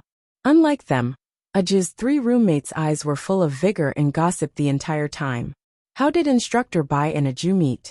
Is it a family relationship? Someone could not help but ask. Hearing this, Baijuan smiled and placed his hand on the back of Aju's chair. He just watched her eat. No, we've known each other since we were young. I raised Aju. Her roommates were speechless. What kind of answer was this? Instructor Bai's words were very difficult to understand, and he never explained much. Her roommates also felt it. This person's eyes would only soften when he looked at Aju. When he looked at others, his eyes were cold. For some reason, although Instructor Bai was very polite to them from the beginning to the end, and even had a smile on his face, these 3 roommates were inexplicably a little shocked by Instructor Bai's aura. They did not dare to ask anything more. They could only turn their heads to look at Aju, who was still chewing on the rice grains. Aju raised her head. Her beautiful tiger eyes flashed like a clear lake. I was indeed raised by little brother. Little brother started to adopt me when he was 9 years old. Adoption? Her roommates were shocked again. Adopting someone else at the age of 9? After hearing this answer, the roommates felt that Baijuan really could not be looked at with ordinary eyes. Then you two can be considered childhood sweethearts. Baijuan raised his eyebrows. Probably because he heard the words he liked. His thin lips curled up very beautifully. Yes. Her roommates were all silent when they saw this. What kind of adoption was this? It was clearly raising her. After she grew up, she would be eaten. Originally, as older sisters, they should have reminded Aju. After all, Aju was obviously very weak in front of Instructor Bai. However, looking at Instructor Bai's appearance, they really did not dare to say anything. The soldiers patted their own heads regretfully. Why didn't I think of adopting a child when I was young? When she grows up, she can be a wife. Master Bai's trick is too deep. Li Hailu glanced at them. Don't talk about when you were young. Now that you look at a child, don't you have a headache? Headache? The soldiers were very self-aware. We can't raise children. But the books say that brothers with younger sisters are usually very gentle. Why don't I feel Master Bai's gentleness? Li Hailu agreed and joined the collective crusade. Baijuan slowly picked up a piece of vegetable for Aju. Then, he wiped his hands and said to them, because you are not my younger sisters, I don't need to be gentle to you. Also in the future, read less books that affect intelligence. Was he mocking their low IQ? Even if Master Bai mocked someone, he had to attack from the side. It made those people unable to open their mouths. They were very sullen. In the end, the soldiers directly focused their gazes on Aju. Sister-in-law, don't you think that there's something wrong with Master Bai's words? To be honest, sister-in-law, you should control Master Bai. If he's always like this, it's very easy for him to lose friends. Aju was instantly stunned when she heard these words. It was not because of these words, but because of that name. Sister-in-law. When the roommates heard these 2 words, they were no longer calm. The one who had just eaten the chicken almost choked. This was really shocking. How did they think of using the name sister-in-law? Were all people from the army like this? A few people could be considered to have good eyesight. When they saw this situation, they were surprised. Isn't it? Baijuan swept his gaze over them and said in a cold voice, "Eat your food."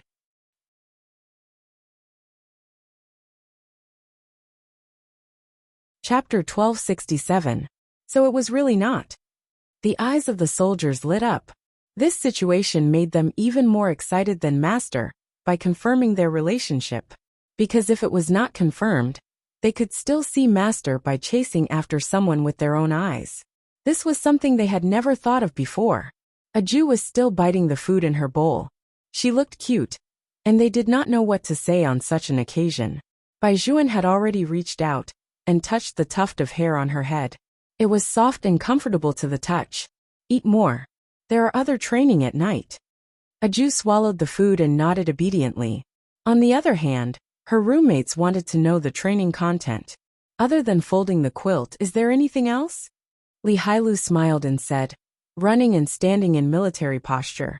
I will also give you a big backpack, so that you can be ready for an emergency assembly at any time." Emergency assembly? When is it? They could still prepare in advance. Baijuan only said 2 words, "Not sure." Her roommates were speechless. "A Jew, you have indeed changed to control your little brother." It was really easy for him to lose friends when he spoke like this. However, even if Instructor Bai's face was a little black-bellied, it was still hard for people to hate him. What should they do? "You didn't tell us the assembly time, because you were afraid that it would be unfair to the other classes." After a Jew said this, she added, "If we don't know the assembly time, we can still win. When the time comes, I will drag you out of the dormitory." The roommates thought about the situation of being dragged by a Jew, and immediately waved their hands. A Jew blinked and said seriously, "I'm very good at dragging people." "We know." Her roommates were unusually determined. "No need, a Jew. Just call us when you get up." "All right." A Jew who was rejected still felt a little regretful. After all, other than the day of school, she had never dragged anyone else. Li Hailu knew what was going on. He gave a thumbs up to the 3 girls. He really could not let a Jew drag people. It was like dragging a sack. Her image would be ruined. The 3 girls tacitly cupped their hands at Li Hailu. They looked like they were all experienced people. A Jew blinked again, and turned her head to continue eating the food that the little brother had picked up for her. However, Baijuan put down his bamboo chopsticks and picked up her wrist. His gaze landed on the weight buckle. Then, he turned his face to the side as if he was going to untie it for her. A Jew's eyes were round. "You can't take it off. If you take it off, you won't be able to control your strength and hit others. Later you will be with me, and there will be no one else." As Baijuan spoke, he untied the gravity buckle and threw it on the table. The roommates did not know what it was, but the few people from the problem core looked at that thing and stopped eating one after another. The way they looked at a Jew changed. Had she always been wearing a gravity buckle? Wearing it during meals and training? This was simply stronger than their endurance. For some reason he felt like he had been outdone. They were the nation's sharpest blade. They couldn't lose to a girl just like that. "Sister-in-law, ahem that. A Jew, come, how about arm wrestling?" Hearing this, a Jew immediately sat up straight with an eager look on her face. However, Baijuan directly held her right hand and said in a calm voice, "If you want to arm wrestle, you can either wear gloves or find someone else." So the main point was, Master Bai didn't want them to hold sister-in-law's hand. Isn't Master Bai a little too possessive? The people from the problem core turned to whisper to Li Hailu. Li Hailu also lowered his voice. He has always been like this.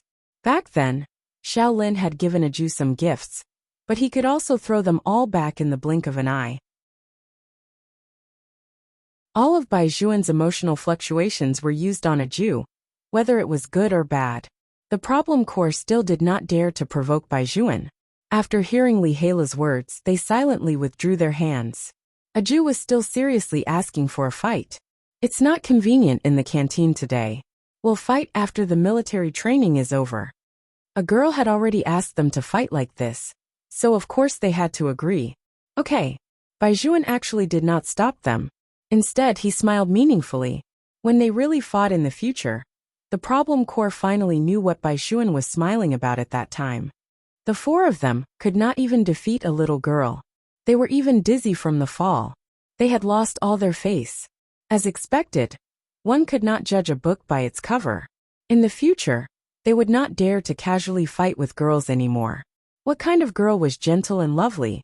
Fairy tales were all lies. Of course, that was what happened after the military training. Therefore, those people were still planning how to show mercy to a Jew and force Baijuan to come out of the mountain. Just like that, the meal was eaten with great relish. After eating, the roommates still wanted to continue gossiping with the Jew. Unexpectedly, Baijuan stood up in advance. He was still holding a Jew's hand. His voice was very gentle. I still have to take a Jew to a place. She can only go back later. I'll have to trouble you guys in the dormitory. It's not hard, it's not hard. The lethality of Baijuan's handsome man trick could be seen from the reactions of those girls. The roommates put their palms together and watched the two of them leave. They thought to themselves, a Jew, it's not that we don't want to deal with you. It's just that your little brother is too handsome and has too much aura. Go ahead. Even if you get eaten, it's worth it. A Jew was held by Baijuan's hand the whole way. Around 6 o'clock, the students were all in the cafeteria or dormitory. There were very few people walking on the boulevard at this time. Fortunately, this was the case. Otherwise, there would definitely be many people watching. A Jew was not afraid of being looked at by others.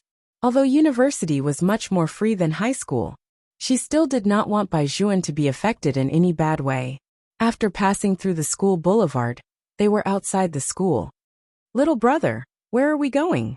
My house. It turned out that before they came back, Baijuan had bought a duplex building next to University A. Needless to say, everyone knew why. The house was very clean and new. The glass cups hanging upside down were transparent and shiny. It could be seen that even its owner had not been here many times. The Bai family had a lot of properties. However, this house was different. It did not belong to the Bai family. It only belonged to Baijuan. This was what Baijuan had envisioned for the future in the past. When he was young, he had thought of buying a house that belonged to him. There was only him and his Aju in it. Whatever Aju wanted, he would buy for her. As for how young he was when he was young, it was probably when he was around 10 years old. Therefore, Master Bai was really very possessive since he was young. You're tuning in to the Dreamy Chapters YouTube channel. We're so grateful for your support, and don't forget to subscribe to join us on this incredible journey through captivating stories. Your generosity through donations truly makes a world of difference, as it's the primary source of revenue that allows me to expand and enhance this channel for you. Thank you from the bottom of my heart for being a part of this adventure.